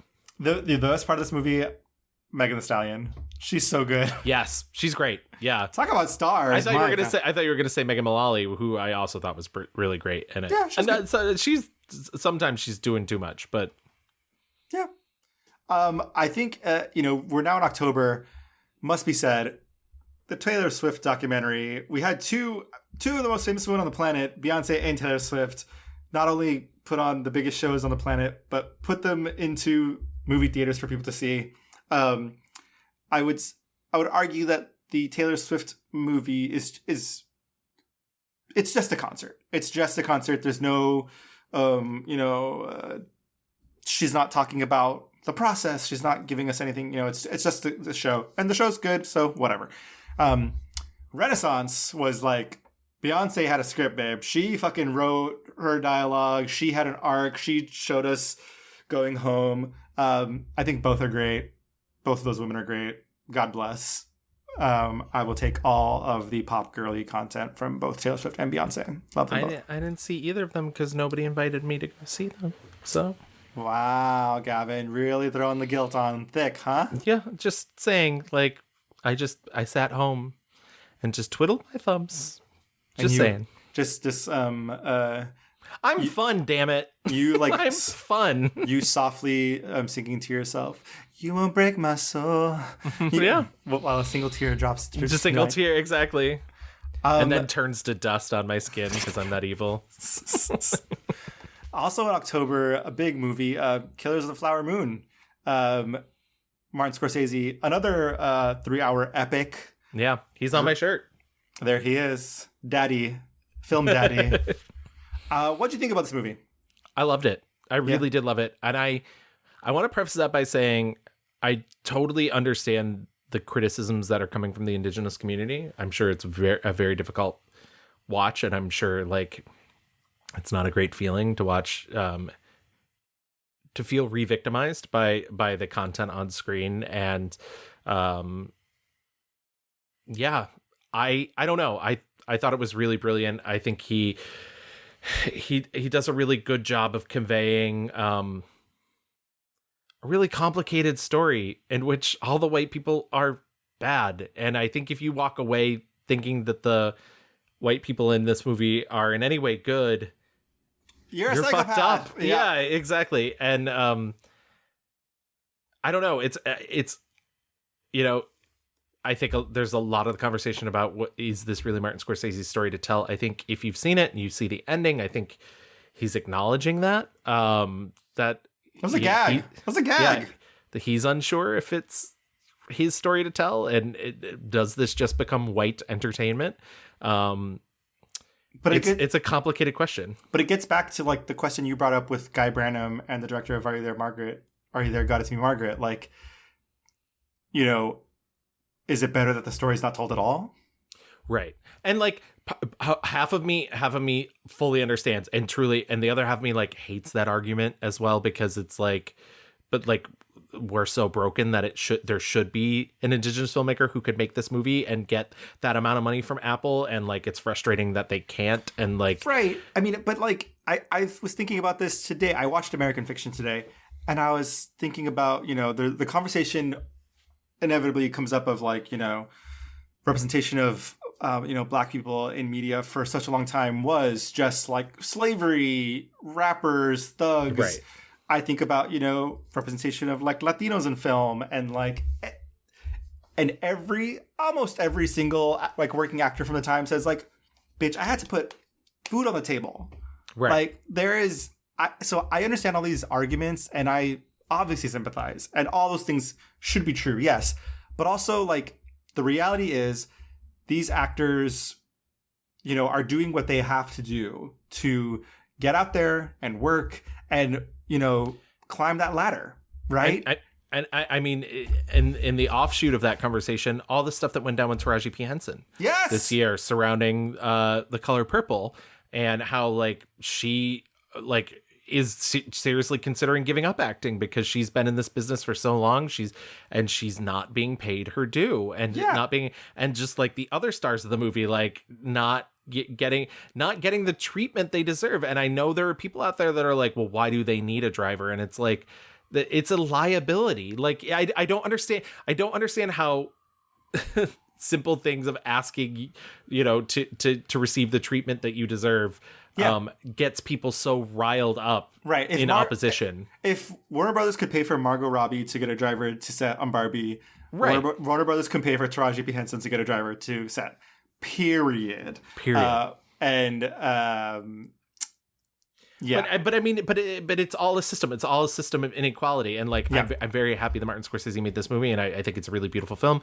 And like, it's one of those things where it's like, I don't know. It's like a minefield to like talk about, to like get the right thing. But hopefully, that being said, I really like the movie a lot. Yeah, I really like the movie too. And hopefully, like, with all these things, like I just want, like, how do we build on this? How do we build on this? Lily Gladstone, icon, so good, wonderful actress, just like fucking stunting in front of Robert De Niro and Leonardo DiCaprio. Yes. So, yeah. And if you've not seen the Kelly Reichardt film Certain Women, which is a triptych of stories, she's in the last story with Kristen Stewart. It's so beautiful. And so like I fucking love Lily Gladstone, and I'm happy to see her really getting the flowers that she deserves. In November, you know, now we're getting into like kind of award season, obviously with Killers of the Flower Moon. We mentioned the Marvels, boring, whatever. Wasn't a fan either. I saw Dream Scenario and I was like, not even beautiful gowns, beautiful thoughts. But like, I don't think it lands what it's trying to land. What else? They made another Hunger Games movie. Yeah. Also, late or beginning of October, end of September, I just want to point out that I was once again the editor, the lead editor for New York Film Festival, and there was a lot of great movies that came out during that time. And unfortunately, I didn't get to see a ton, but I did get to see May December while it was there, which eventually ended up coming out in November, I believe, to Netflix. And just truly loved that movie and could talk about May December for ages. And then I unfortunately also saw Maestro there, and I saw Ferrari there. And wait, yeah, Maestro. I will say, so I watched Maestro like last week. The thing is, I think Carey Mulligan is astounding in that film. Like I would agree in the back half. I think she's awful in the first half, and I think it comes from the direction. Yeah, it's fair. I mean, I guess I certainly do more remember her in the back half. I think her dressing down of Maestro. Leonard. I think that part's really good. I don't know. I'm gonna save what I'm gonna say about that for a brief moment. I'm just gonna put that on pause for a second. Okay, let's move on from Maestro then. Yeah, May December, delicious, slimy, disgusting, great. And December. I saw American Fiction today. It was fine. It was fine. There's a really good piece written by Kendall Cunningham, who used to work at the Daily Beast, about how this movie isn't as smart as it thinks it is. And I was like, yeah, you're right. Like, the movie just doesn't... I think there's a lot of movies that really didn't, like, slap as hard as they needed to with these, like, big think things. I saw this. I would argue All of Us Strangers, kind of same deal. Oh, interesting. That played New York Film Festival, and I unfortunately didn't get a chance to see it, and I've still yet to see it. And I want to, but... I think it's a beautiful movie. I think I love all the actors and Jamie Bell. Why don't we put him in more things? Yeah. He is so good. He can dance. I was going to say little Billy Elliot. He's all grown up. But unfortunately, I just think the movie in the end is like kind of brutal. Not a lot changes. I don't want to spoil it, but like it is kind of devastating. So like there are a lot of sniffles and this and that and good, great. But I walked out being like, after the shock of it, I was like, that movie's not going to stay with me. But I do love Andrew Scott. He everyone in that movie is a very good actor. So, how could I forget? LOL Saltburn. What a moment. Yeah. What a cultural moment for everyone. Seemingly, right? I feel like you have some thoughts on Saltburn, Gavin. Yeah, that it's bad. Wow. It's just toothless. It's not saying anything. It's like it's a movie that is essentially like the fable that rich people tell their children to like not befriend poor people because they're all gonna come for their money. Like, it's so gross. I don't know. And it's so funny because people are like, it's like The Talented Mr. Ripley. It wants what The Talented Mr. Ripley has. Like, he at least had a plan. Like, come on. You didn't think this guy has a plan? Not really. Like, it was all so stupid. It's not convincing. That's what I'm telling you. It seems so stupid. It's very stupid. Well, gag me because I fucking loved it. I thought it was fun. I was, again, one of those movies where I saw it in theaters with a bunch of people, and just like the rush of everyone like guffawing and the rush of like everyone just like laughing, and it is a ridiculous movie. What a good soundtrack. Great soundtrack. Yeah. I'm not even like a Jacob Elordi stan person, but like Teenage Frankenstein's fine. Whatever. Yeah. I think I don't know if I have a lot of thoughts on Emerald Fennell, whatever the fuck, but she can write some fucking good dialogue here and there. Yeah, no, and I do think there's some funny stuff. I don't know. I also find her like when people are like, oh my god, it's so shocking, and it's like, I don't know, watch a John Waters movie. Like, come on. I don't think it's like, I mean, there is some shocking stuff in there, but it's just like, I think it's shocking because she's operating in such like the mainstream. Interesting. Yeah. And like the idea, it is absolutely taboo to be showing a man eating a woman's menstrual blood on camera. And not only just eating it, but like, thank goodness of a vampire. Like, it's just like, she fucking like grabs you by the neck, holds you up against the wall, and then like kisses you. Like, it's just the sister, incredible performance.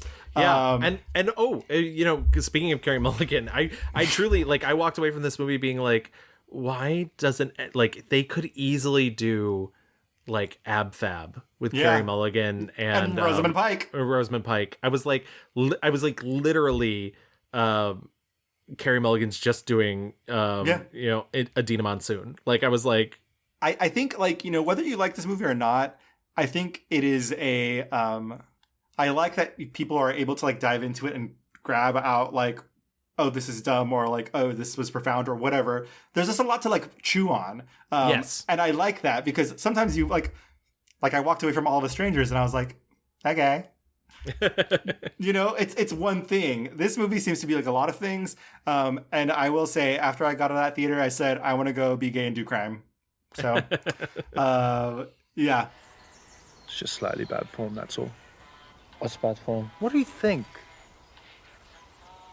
Getting with Venetia, Ollie. What makes you think I got with Venetia? Farley saw you two. Just fucking cringe, mate. I mean, really, you're my friend. You're supposed to be here with me. I didn't want to embarrass Venetia. What do you mean? Well, I saw her outside, and I went down to see was she okay, and I think she got the wrong end of the stick because she tried to kiss me, and I politely stirred her away. Farley said you two were practically eating each other. Oh, and you believe him? Me and Venetia? Come on. You know, there was a couple movies that came out in December that I didn't get to watch that I wish I did, but I didn't get around to seeing The Iron Claw. I want to see Zac Efron in his little wig. I didn't see all of like the foreign films that people are losing their shit about. I want to see Fallen Leaves very badly. I just saw Fallen Leaves. It's great. It's so cute and so adorable. And I read somebody's review that was like, this is boring. And it's like, I'm sorry that you can't place yourself in somebody else's experience. Like, if you've ever been like, it's a movie about, it's like a beautiful little romance that is so like dryly funny, but also like, it's also about poverty. It's about like, the constant like threat of war is constantly playing on their radios because they're listening about all the stuff going on in Ukraine, and like I don't know, it's so deep but also like really just made me fucking laugh. So that's amazing. I did see Poor Things. Oh, did you? I need to see it. It's still on my list. Yeah. Another movie that I thought, this is a wrong comparison because I enjoyed Poor Things, but it did give me the same initial gut reaction of Asteroid City, where I was like, this movie likes itself a lot. And I feel that way about Saltburn, so that's, you know. Yeah, fair. I just think like the thesis of Poor Things is so simple, right? Like, you woman learning things. Right. But like, especially at the beginning, like, I was like, okay, Yorgos, you are really just showing the fuck off. And like, it's kooky booky Tim Burton time in Yorgos Lanthimos' town. Emma Stone's great. She's always great. So, you know, there's that. I didn't see Zone of Interest or Anatomy of the Fall, which people seem to be raving all about with Miss Sandra Hüller. Yes, I have not seen Zone of Interest yet, but I did see Anatomy of the Fall, and I thought it was fine. I don't know. I think there's some directorial choices in it that I'm like, this feels really unmotivated, and I that really like took me out of it. And like, but she is Sandra Hüller is amazing in it. Like, she gives truly one of the best performances of the year in a movie that I thought was fine. So like, I think that's, you know, it's such a dichotomy sometimes. Last two movies I think we should bring up, The Boy and the Heron. Yes. That came out earlier, a couple months ago. Yeah, a couple months ago. I was kind of shocked at how soft and quiet the movie was. I was perhaps expecting more big, emotional, magical things happening, but it's not that at all. It's literally a movie about how all things end, and you know, how it's like, it feels like it's one of those movies like with no moral, because it's just like, it just is what it is. You know, everything falls apart. Everything goes away. Of course, it's a beautiful movie. It's a Miyazaki film. Is it my favorite Miyazaki film? No. It was fine. Yeah. I unfortunately have not got to see it. That's going to be my big refrain this year, I guess. There were a lot of things I really wanted to see. I didn't even make a top 10 video like I normally do. Who knows what's happening with me? Who knows? Who knows? Did you see The Color Purple? I didn't. No, and I want to. I do. I saw that with friend of the pod, Samantha Stallard, and I really like it. I think all those women are stars. Talk about queer cinema, baby. Like, Suge and Celie. I was going to say, is it like more, is it less hidden in this one? Oh, they have a whole song about being in love together, and like, amazing. They actually like kiss on the mouth, and like, she's bathing her. They kiss on the mouth? They kiss on the mouth. Like adults? I think the movie is very, very good, but it just suffers. I'm excited for you to watch it and let me know when you do, because there's so many like big musical scenes and like the lighting is just so fucking bad. I'm like, these costumes, I think they're really beautiful and I wish I could see them better. Oh, no. And we were like in the front row and like I was like, I get that there's not like fucking lights in this like, you know, southern town in Georgia, like inside, but like, I don't give a fuck. This is a musical, babe. Like, I'm not here for reality. I'm here for like spectacle. And that includes lights. But yeah, Danielle Brooks, fucking killer star icon, incredible. She's just a beast. And yeah, I love her so much and I want everything for her in this life. So there's that. Okay, that was like our extreme zoom through the year of film. Should we, Gavin, talk about maybe some of the things we didn't quite like? Things that disappointed us. Okay, LOL, I saw Foe, which was... also played New York Film Festival. By Garth Davis, starring the Irish girly Saoirse Ronan and Paul Mescal, who maybe is Irish. I don't fucking know. He is. Great. I don't know why these two Irish people are making or are in this movie about like the future and they're in America and they're like from the South or whatever. Garth Davis. I believe the directors of that ilk as well. Garth Davis, who is probably best known for making Lion back in 2016 with Nicole Kidman. Lion is a manipulative movie, but it worked on me, bitch. I like Lion. Garth Davis is actually from Australia, so I don't know. What's the deal? I just had a lot of like, I was like, oh, I love Saoirse so much. She can do no wrong, but this movie doesn't know what it wants to do, wants to be.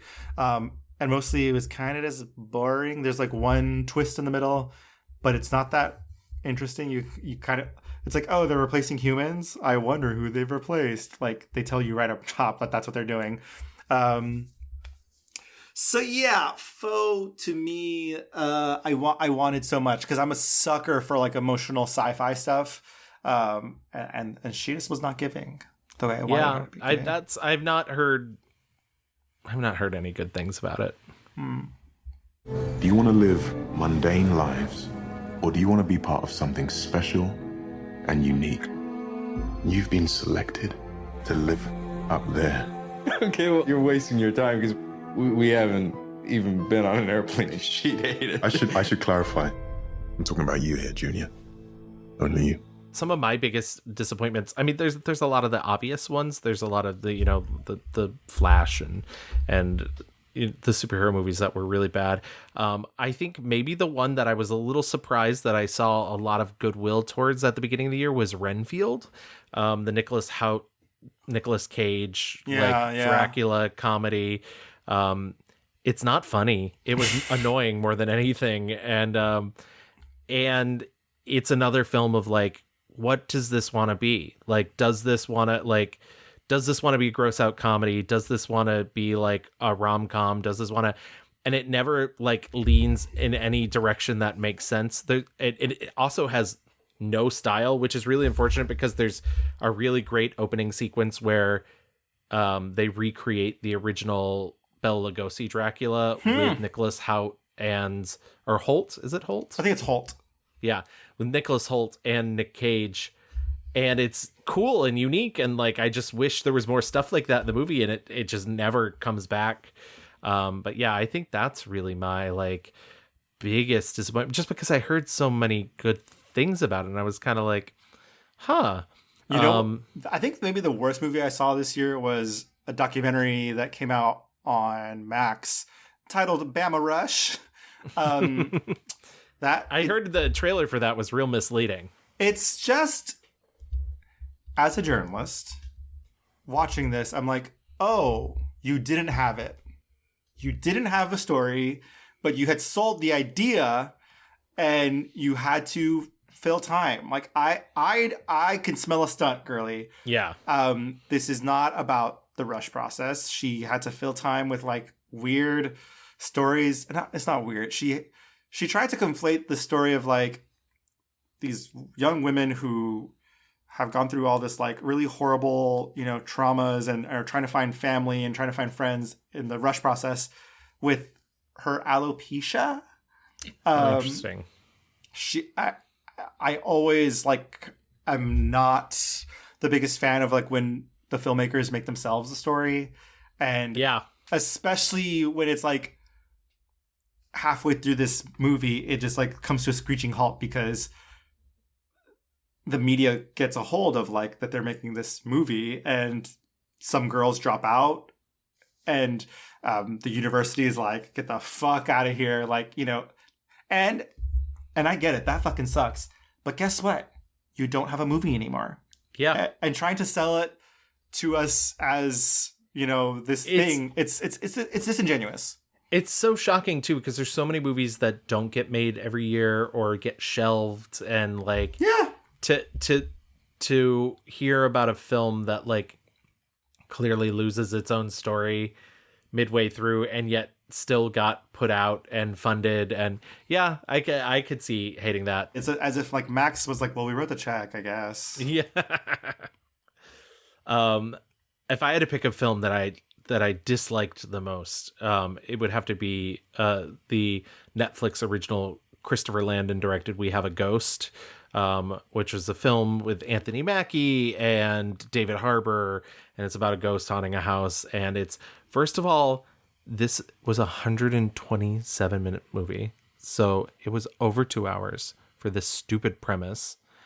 And on top of that, I know everybody was really excited about Christopher Landon doing Scream 7 before he backed out. And like, listen, I like Happy Death Day. I think Happy Death Day to You is fine. And I like Freaky. Freaky was fun. Freaky's fun. But this was awful. This was boring and had the most like tonality swings out of any movie that I saw, like and wasn't just annoying. And I think David Harbour is giving maybe a career worst performance, and I know everybody loves him because of Stranger Things, but like he has to do this thing because he can't talk because you can't hear ghosts, and so he's basically like Buster Keaton silly facing his way through the movie. It's awful, and it's so long, and I feel bad because like Tig Notaro's in it, and I love Tig Notaro, and they trick us into believing Jennifer Coolidge is in this movie when she's in the movie for like 7 minutes altogether. Like, yeah, it's bad. Okay. Do not waste your precious Netflix time on that. All right, there's that. Okay, let's get into our Beautiful Gowns Award. Okay, great gowns, beautiful gowns. So for everybody who knows, every year during our recap, we do a Beautiful Gowns Award named after the late, great Aretha Franklin. When asked what she thought about Taylor Swift, she replied, Beautiful gowns. Beautiful gowns. And so we love to give a Beautiful Gowns Award, which is kind of a film that like is all style, no substance, let's say, and just like looks fine, didn't do it for us. Yes, there's not a lot underneath the beautiful gowns. It's just beautiful gowns. Beautiful gowns. I already brought up my Beautiful Gowns movie. It's Maestro. I think Maestro is a fine looking film. I think certainly Bradley Cooper came in with a point of view with what he wanted to do with the movie. It has, it's, the looks 10, dance 3. Like it just doesn't carry any of it through. Like it, there was this meme going around that was like, like this is actual dialogue from Maestro, and it's like him being like, "Darling, why is 6 afraid of 7?" And I'd be like, "Oh, I couldn't possibly know. I've never met 6 before in my life." And like, "Oh, but darling, 7, 8, 9. Oh dear, I don't know what I'm supposed to do with that." Like, and that's very much the vibe, yeah. For sure. Also, Leonard Bernstein's life is so interesting, and he did so many great things for music. And I'm not even saying that as like a Leonard Bernstein scholar. Like I have a very basic knowledge of the stuff that he did. He was more than being gay, and that's all this movie thinks the only thing that mattered about Leonard Bernstein's life was that he's gay. And I think it's so funny that we are a queer podcast. We talk about queer stuff all the time, but my God, there was more to this man's life than who he wanted to fuck. Yeah, and it feels like Bradley was very glommed on to the fact, like, this genius who had to hide himself and hide his truth. And which is so funny because he barely does. Yeah. And the point I'm going to take the pin out from earlier, the point I was going to make earlier, the scene where she dresses him down. I saw this at a press screening as part of the New York Film Festival. And during that scene, it comes to a head and she's like, "You're going to die a bitter old queen."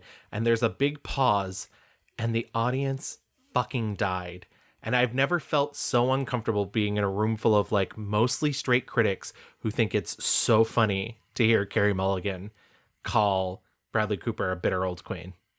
And I was just like, yeah, we didn't need the pause, guys. Like we didn't need to, because it feels like it's like she's justified. And yeah, I was really turned off by the movie, but I will say, like, some fun little dance numbers towards the beginning and some great overhead shots. And like, the black and white looked really good. They lit the black and white really well. And so I just think for me, it's beautiful gowns. I come on the movie less hard. I think the pause is great. Not to laugh, but just to be like, I mean, like, and then the Snoopy balloon goes by. Well, the Snoopy balloon is funny. So to me, it's like just a miscalculation of like the timing's off. Like if the pause wasn't there and it just went right into the Snoopy, but the pause like gives it a different meaning. It like colors the meaning of it for me. I think for me, it's the meaning I got was that like never before, at least what we were told in the movie, has she shamed him for his queerness. And this is the first time she's actually like making fun of him for his proclivities. Because, and she says like for a lot of their relationship, she has accepted that he is going to have sex with men and like, it's okay. And then it's not, like it. Right. Yeah. I Ladies think, and their sensitivities. Uh-huh. I just think also beyond that scene, I just think the scene where she's having lunch with Sarah Silverman, I think. Yeah. That fucking scene, devastating, where she's talking about, how life is not good. And maybe she was the one lying all along. It wasn't Leonard who was lying. It was her who was lying, that she was okay. I will say this. That scene is very unfair to Sarah Silverman. And by that, I mean, you can't put an actress of Carey Mulligan's caliber in a scene with Sarah Silverman, because then it's just like, oh no, she's bad. Like, I just think Carey Mulligan just great, is kind of astounding in the film. Seems I'm attracted to a certain type.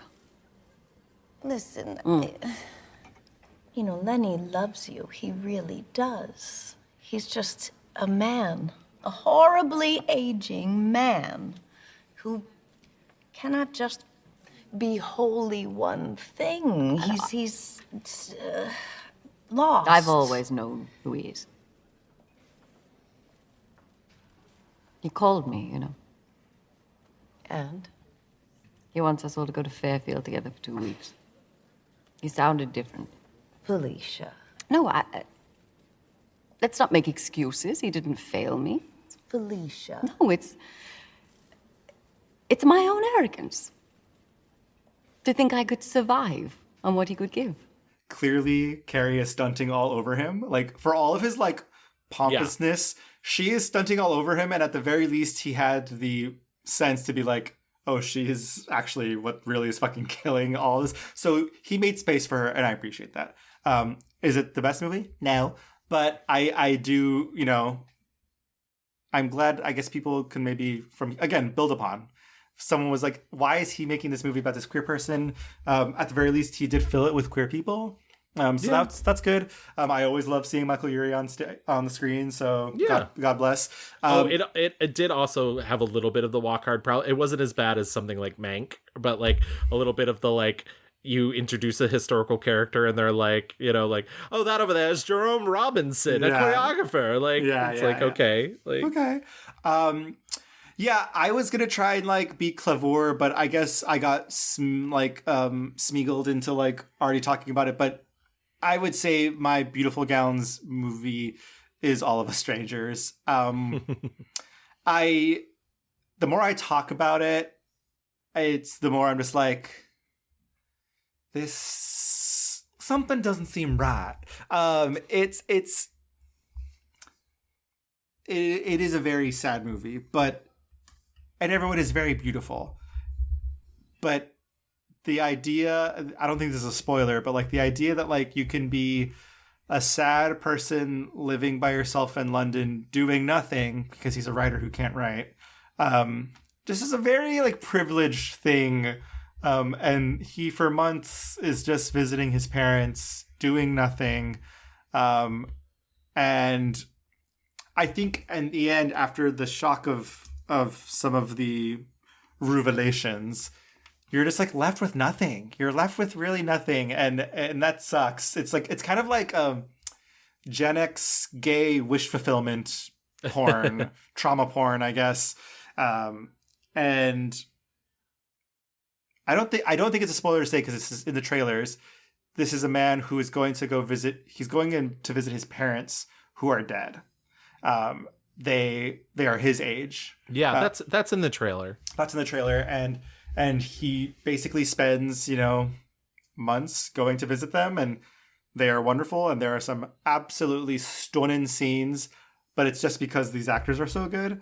In the end, it's kind of like he doesn't really change that much. I left thinking like, what did he learn? And then I thought, wait, what did I learn? And it was just kind of like nothing. Just that they are beautiful people. And there's a lot of like lingering. Andrew High, who, loves making sad gay shit, Weekend looking. Is he okay? I don't know what happened to him in his life. We truly may never know. But for that and more, that is my my Beautiful Gowns award pick. Okay, okay, how about I come in anyway? If not for a drink, then for whatever else you might want.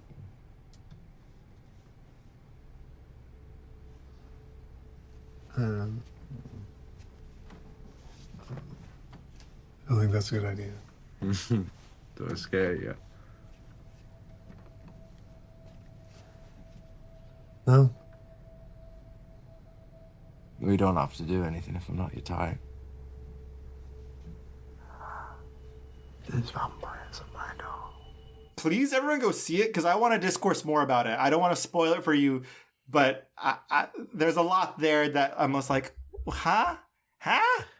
What? But anyway, Gavin, let's talk about like the movies that we live, laugh, loved of the year.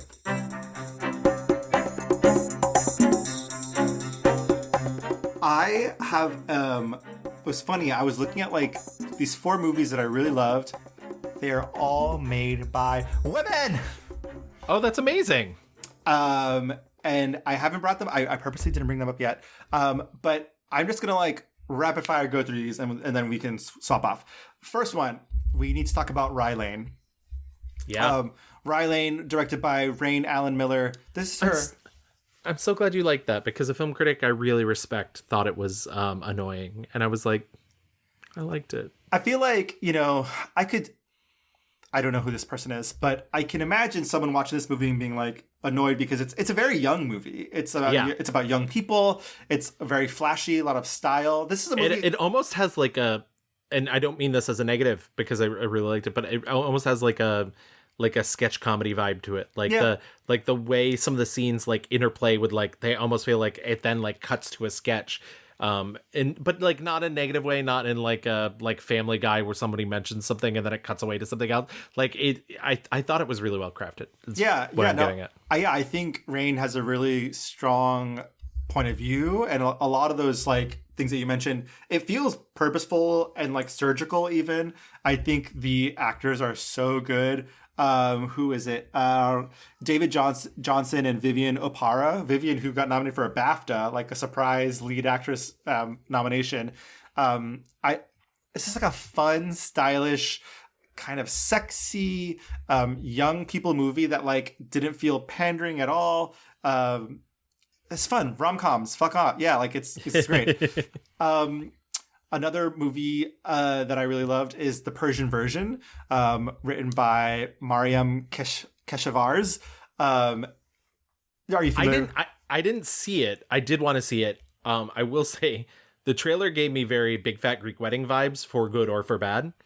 It's so interesting, and I think it's a little bit misleading because this movie is very deeply layered and complicated and complex.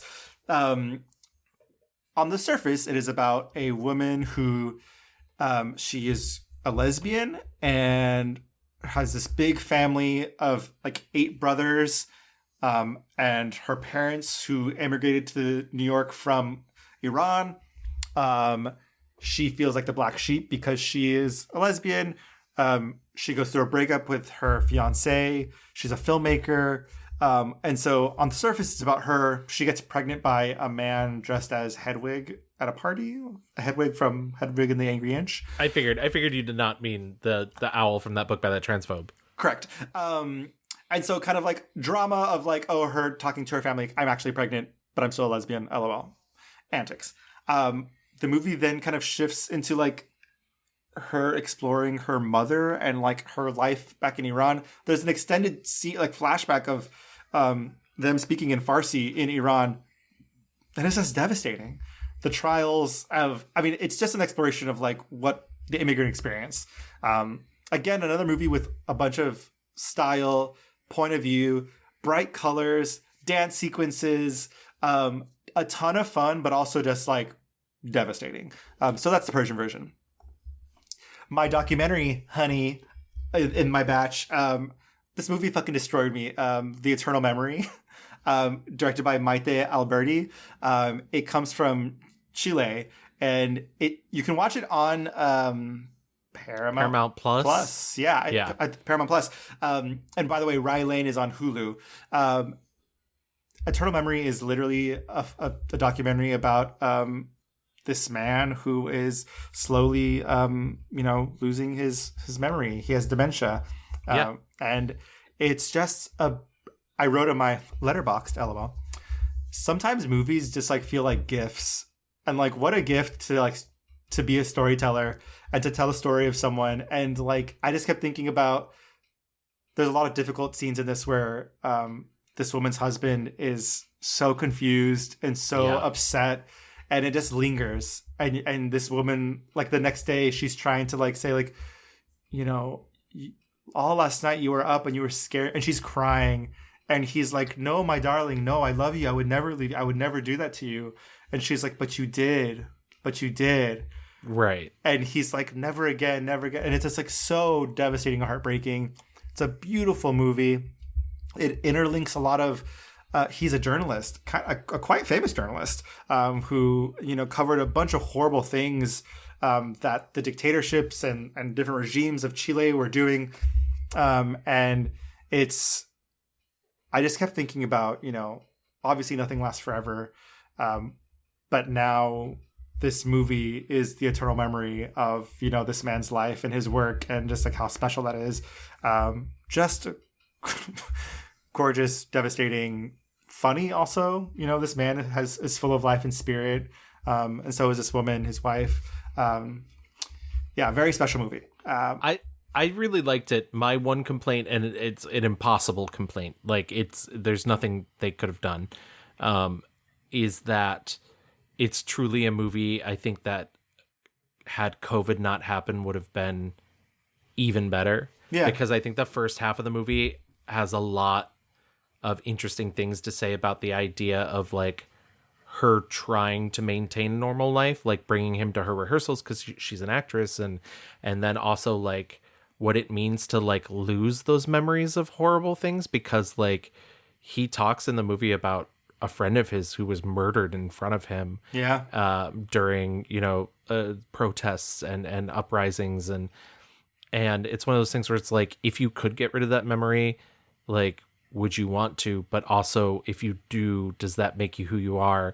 And unfortunately, midway through the movie, COVID happens, and it just becomes a movie about this woman isolated with him.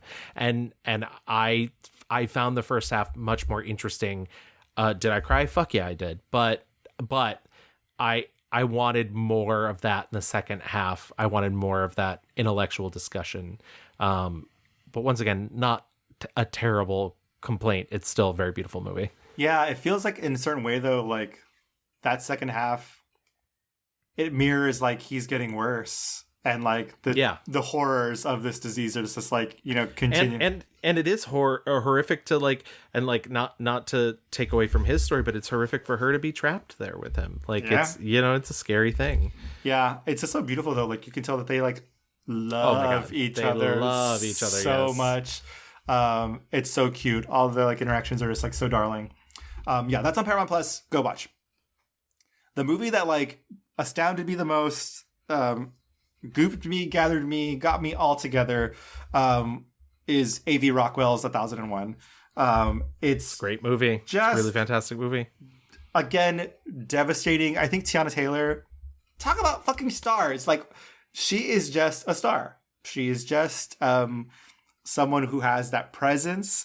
There's so much desperation in this woman's life.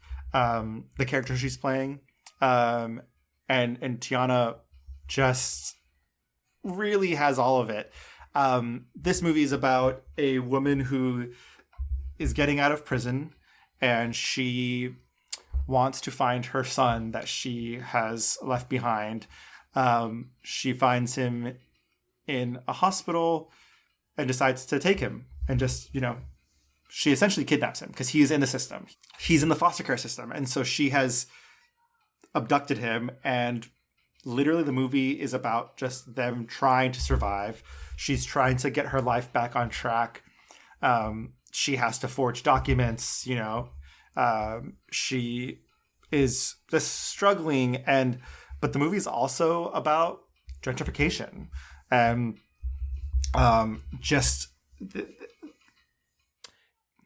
It's such a brilliant choice in the film to tell you how time is passing by using inauguration speeches by different New York City mayors. Yeah. And just the fact that fucking what's his face, Bloomberg, like came in using a Toni Morrison quote. Like, fuck him. Yeah. Fuck him. There's just a lot here. This woman who is... the cards are stacked against her in every possible scenario, and she is working so hard to build this life for her son. Her husband, like the father of the child, Lucky, is in and out of their lives. It's just such a beautifully rendered story about these three humans and their lives together. And no spoilers, but the very ending, there's a line that just fucking ripped my heart out. They are again going through troubles. Her son Terry is now a young man. He's in high school. And she says, I won. Because look at you. Look at what are you doing? I already won. I won because I know you. And I just lost it, Yeah. There is no one that is bad in this movie. The father, Terry's father, Lucky, he comes and goes, but like the movie is so caring towards all these people who have had horrible things happen to them. And yeah, it's astounding. Again, what a gift of a movie, to be able to tell a story of these three people who just want love and who just are doing their best in these horrible circumstances. Right. In the system that keeps fucking them. Yeah. Yeah. And like the movie ends in a very, up in the air type of way. But it's satisfying. It doesn't feel like... Yeah. It's a closed ending, even though it is like an open end. Like it's not. It's a narratively closed. Like if the movie ended at any other place, you wouldn't feel. It sticks to landing. And so for such a complicated thing, it's never like pandering. It's never like, on the nose about too much. This was, there is something that happens in the third act that I absolutely did not see coming at all. But it feels earned. It feels correct. There are no villains. People may be making bad choices, but like the love between all of them is just Teflon. I was astounded by this film. And again, A.V. Rockwell, this is, I think, her directorial debut. Her feature debut. So I had 2 Black women directorial debuts, Persian version. I think this is her second feature, an Iranian filmmaker. And then Eternal Memory, documentary from Chile. Just astounding, like, what we were gifted this year in, like, the diversity of filmmaking. Used to like when I got spicy. Try and be quiet. You should try and be quiet. Right? Quiet like when you went missing for weeks and I sat here and said nothing. And never mind who you was with. See, Dad. If I get any more quieter, I won't even have a f***ing voice at all. No, I'm not about to sit here and argue with you. That's real easy for you to say, because you get to be the saint, right? You get to be the saint while I'm stuck here fighting these wars all by myself. What? Show up for me, like. Show up for me. And all that being said, like, I think Killer of the Flower Moon is an amazing film. I think like all of some of the big Oscar baity things, I'm like, yeah, that kind of slaps too. So good. But those were like my 4 that I wanted to bring up. Great. All good choices. Truly. Thank you. I'm gonna speed through mine too, I guess, real quick, because I feel like we're running a little long. But in my number 4 position, Monster. It's the latest film by Koreeda. It's beautiful. It's a queer film, kind of. I mean, it is, but I feel like, is that a spoiler? Is it not a spoiler? Beautiful film. It's told in a triptych style. It's one story, and you see it from multiple different angles. It's devastatingly sad. It has some really beautiful moments in it. I mean, there's a gorgeous quote in the movie, and I want to get it right, which is, if only some people can have it, that's not happiness. That's just nonsense. Happiness is something anyone can have. And I think that's absolutely true. Just a beautiful, beautiful movie. I was wrecked by the end of it. Like, erect? No, wrecked, like crying. It's got children in it, Louie. It just really, and the woman who plays the mother in it is just an absolutely fantastic actor, who is also in Godzilla -1 this year, which I've not seen yet, but I do plan on going to go see the black and white version, which is coming to theaters soon, I believe. Her name is Sakura Ando, and she's so good. Oh my God. Great movie. Seek it out if you can. In my number 3 position is Godland. It's an Icelandic film. It's on Criterion if you want to go see that. It's a movie about colonialism. It's a movie about all the like wild like ethnographic documentaries people used to make in the turn of the century, that sort of, and just the idea of like, can who belongs to what land, and like who deserves that land, and like what is the right way to live, and what's, it brings up all these like really esoteric questions, but it's like this gorgeously, very formalistically shot movie as well too. I've seen some people say, oh, it's difficult to get through. Like, I don't know, the stuff like that doesn't bother me. Like, is if I'm into it, if it's engaging me and it's making me think, I think it's really brilliant. In my number 2 spot, I actually have a tie. I rarely do this. But the aforementioned Killers of the Flower Moon, tied with the documentary Lakota Nation versus the United States. I think they're both of the similar ilk. We sort of mentioned before, Killers of the Flower Moon is about horrible white people in Oklahoma stealing land from the indigenous people there, so they can have both their money and their oil by literally killing them, marrying them and killing them. Lakota Nation versus the United States is a film directed by Laura Tomaselli and Jesse Shortbull, and it's both about poetry, but also the broken treaty of the United States for claiming the Black Hills, and how the Lakota people have been trying for years and years to get that land back, and have literally been offered millions of dollars to let go of their claim on the land, through lawsuits, through like settlements and everything, and just refuse and are like, no, like it's literally not about money. Like, this is our land. We are the people of this land. And just a beautiful companion pieces together, but also like beautiful separate movies on their own. I don't know what Lakota Nation versus United States is currently streaming on. I think you can rent it from Amazon or Apple. Obviously Killers of the Flower Moon is on Apple currently. And then my number 1 film of the year is May December.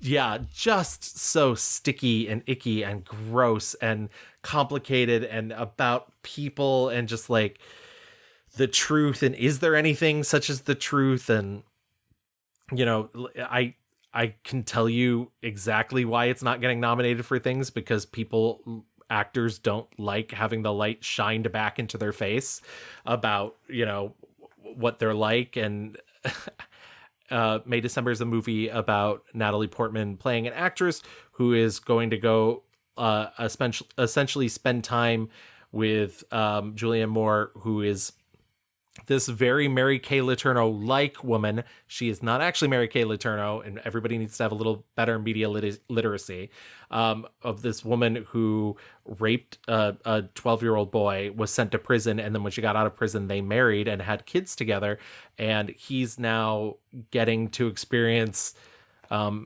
essentially empty nest syndrome at the ripe old age of 30, because his kids are graduating college, and it's so prickly and so thorny and so fucking funny. And like, if you can't laugh at this movie, there's something wrong with it. Like, I saw it at the New York Film Festival premiere, and people were howling, because there are things in the script, there are things that are so funny, and I don't understand how some people are like, it's disgusting, how could you laugh at that? Okay, it's ridiculous. It is the music choices alone are so fucking crazy. I think it's very, very telling that Natalie Portman, who is shitting on everybody in this movie, is not in conversation for awards because she is shitting on everyone in Hollywood. Yeah. If we were to redo our Natalie Portman episode, this would be my 5-star review for Natalie Portman. I think she's amazing. And the fact that she received this script and was like, we should get Todd Haynes to direct it. Like she clearly saw it all. She had the vision for it. And she's doing like masterclass, like level 1 million, like acting here. Her choices are like insane level, god level. Like I just like every little tick and move, her accent, she's like doing accent work as the woman at like, it's just levels and layers. And like the psychology of the movie is so, you know, I mean, it's so dark and so deep. I mean, there's the scene where Julianne Moore freaks out because a woman no longer wants to buy cakes from her, and then just the like cut to her, like her husband eating the world's largest slice of cake to like appease her in the kitchen after she's calmed down. And like, it's so tawdry and sick, but like, I don't know. Aren't we aren't we all? Like, that's the worst bit, is it's so human and gross. Well, yeah, like the idea that like Natalie Portman's trying to get to the truth. She's trying to get to the truth of the thing. But like, how do you get to the truth of someone whose life is a lie? You know, right? Like, and like, there just is no truth for a lot of people. Like, you just can't. Right, Like, there is no truth. I mean, Charles Melton's scene where he's like trying to have a conversation with Julianne Moore about like, what if I was too young? And it's like gaslighter, denier all over the place. But she has no truth to herself. There is no, and even in the end where she's like, you thought you got me, bitch, but like everyone's trying to one up each other with their facades. They're a very beloved part of this community. I can see that. So, what is it you love most about Gracie? She always knows what she wants. She's unapologetic. just a really fascinating peek into the darkest recesses of all of our psyches. And it's funny, Dan was even stronger on it. Dan was like, movie is why the world no longer needs To Die For. And I was like, I like the movie To Die For. But I do think it is funny. We both just guested on fellow Glitterjaw podcasts, Are You My Mother, to talk about Serial Mom. And my brain was like, oh, May December and Serial Mom would make a really good double feature, because I do think they're playing in the same playground, even though I think Serial Mom is like camp. Yeah. And I think May December is a really funny movie that it isn't really camp, because it's not like a heightened reality. It's not, like everybody's playing it and there's really funny stuff in it. But like, I think the unfair comparisons of, because when May December first played Toronto, everybody's like, oh, it's camp. And it's like, if Todd Haynes wasn't a gay man, would you be saying that? I think you're just saying that because he's gay. Yeah. So like, but I do think that they're like kind of two sides of the same coin, and would be really interesting. But yeah, I no movie delighted me or made me think or made me as gagged as May December this year. Oh, look at us. Just a bunch of girlies talking about our little movies. Yeah, I love that. I love that list of movies. I love May December. I think overall, it was a very good year for movies. Oh, it absolutely was. Yeah. And I don't think every year is an amazing year for movies. I think a lot of years are very good years for movies. But this, I thought, I don't know. I had a great time. I had a great time at the movies this year. Same. And there's bad stuff, of course, in there. Like, LOL, they made another Transformers movie. Remember that? But, That's a lie. That's... Check the facts. That can't be true. but for all of the, Saw 10s and Super Mario Brothers movies and IP stuff going on, which whatever, pay bills, I guess. The amount of other stuff we got, creative stuff, small stuff, stuff that we wouldn't normally have access to, it's just lovely. It's just very lovely. And no matter what, and so I'm going to say again, this was, the year of queer filmmaking. We didn't mention, not a perfect movie, but Rustin also happened. Yeah. There's just a lot. Kokomo City. Kokomo City, yeah. Great documentary. And kind of a throwback. Kind of felt like my favorite thing about Kokomo City was watching it and feeling like I was watching something at 2 a.m. on HBO. Yeah, totally. Also, we mentioned Passages, but I just want to bring it up again. Bisexual chaos, Gavin. Bisexual chaos. You might and I love Passages, so this is no slight fact. Passages is maybe my 5th favorite film of the year, but Passages is literally like. You know what? It's okay that some people are bad. Some people are bad people. You just gotta accept it. I was gooped and gagged by him being the revelation at the end. I was like, yeah, a lot going on in that movie. Gavin's people are just devious characters, and that's just what that is. It's true. Shapeshifters. Yes, all of them. But I guess that wraps up our year in review. Yeah, I think that brings us to a really good natural place. But I think that the other thing that we sort of thrive on this show, and truly this is your opportunity. We want to hear from you. We want to be able to find out what was your favorite film of the year. Or if you disagree with us, I'm sure some people think my take on Saltburn is gross. To which I say, I don't care. But you can always find us on Twitter at The Mixed Reviews. You can find us on Facebook. Just type in The Mixed Reviews. If you want to write us something a little longer, like an email, you can email us at reviewsmixed@gmail.com. We're on Instagram at _mix_reviews.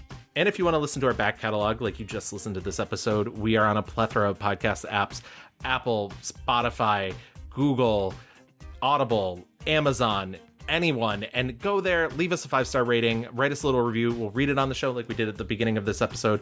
You can also join us on Patreon, where we have exclusive bonus content. We will have bonus content this year, I swear to God. And also extended episodes, video episodes, all these things. And we do them as a labor of love for you. Yeah, and if you come to New York, we will give you a kiss. I will give you a kiss, fine. I was going to say I might have a cold that day. But don't talk about your bisexual chaos magic and then not give out kisses freely, Gavin. I charge $0.25. That's all I'm saying. Ooh. But I need that Reese's peanut butter cup. I need it. Okay. But thank you guys.